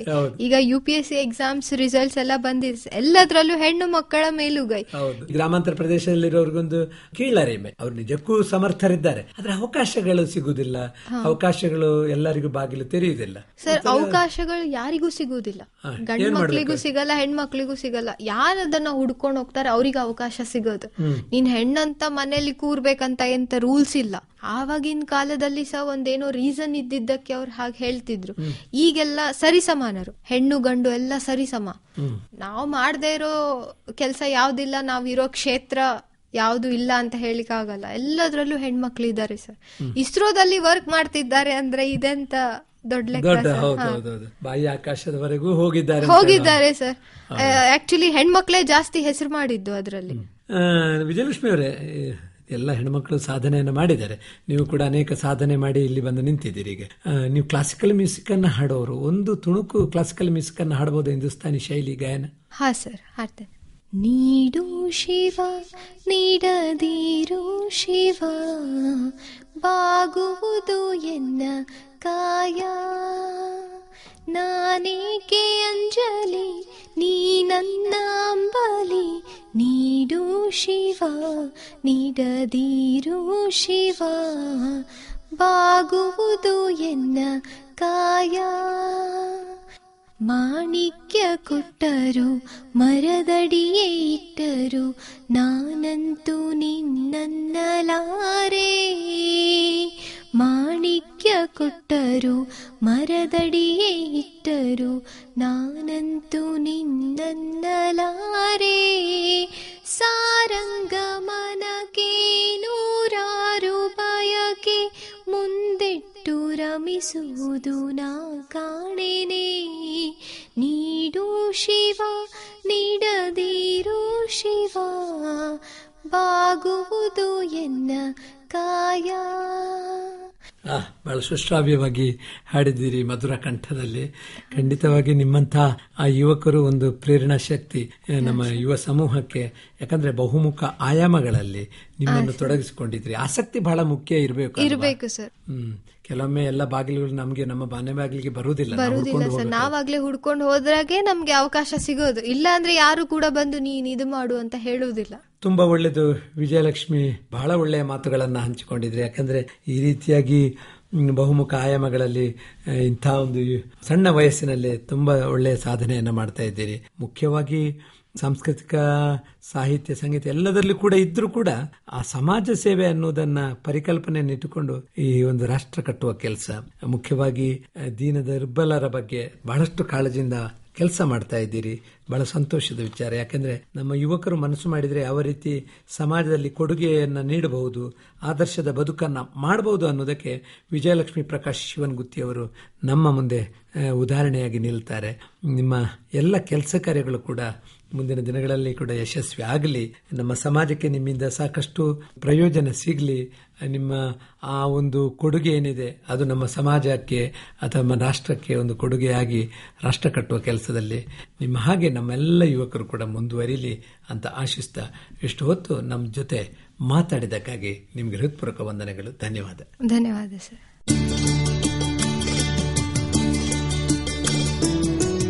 ಸಮ್ಮುಖದಲ್ಲಿ ಇದುವರೆಗೆ ಬಹುಮುಖ ಪ್ರತಿಭೆಯ ಯುವ ಕಲಾವಿದೆ ವಿಜಯಲಕ್ಷ್ಮಿ ಪ್ರಕಾಶ್ ಶಿವನಗುತ್ತಿ ಅವರೊಂದಿಗೆ ಮಾತುಕತೆ ಕೇಳಿದಿರಿ. ಮಾತುಕತೆಯಲ್ಲಿ ಜೊತೆಯಾದವರು ಡಾಕ್ಟರ್ ಸದಾನಂದ ಪೆರ್ಲ. ನಿರ್ಮಾಣ ನೆರವು ಲಕ್ಷ್ಮೀಕಾಂತ್ ಪಾಟೀಲ್.